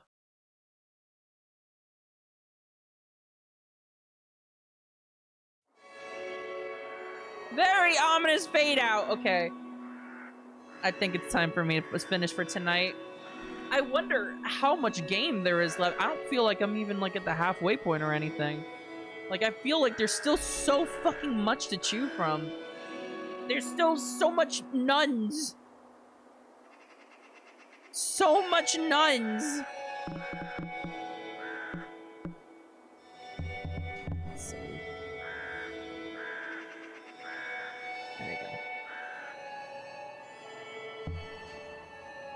Alright, chat. That is it for Misericorde tonight. I will continue to read more for you at a later date. Tomorrow. Not a later date, just tomorrow. I hope y'all are enjoying this. I'm still very engaged. I hope you're still enjoying this, everyone. Alright. Have a good night. I'll see you all later. Bye-bye.